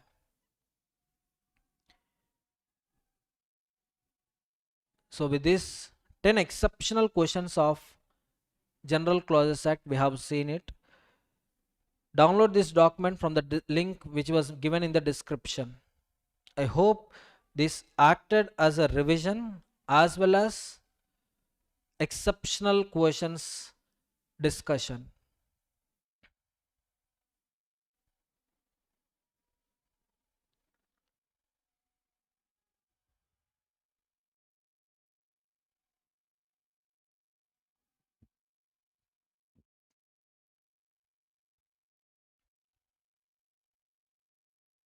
So any doubts you can text me. You can find my number in the description. My number 7799081105. You can text me over Telegram or WhatsApp for any doubts. Okay, little bit hurry, I know, since time constraint is there. Next attempt, I'll do it 2 months in advance, but this time due to time constraint I'm little bit hurry, but still I covered all the topics including exceptional points. Okay, fine. With this I conclude this live.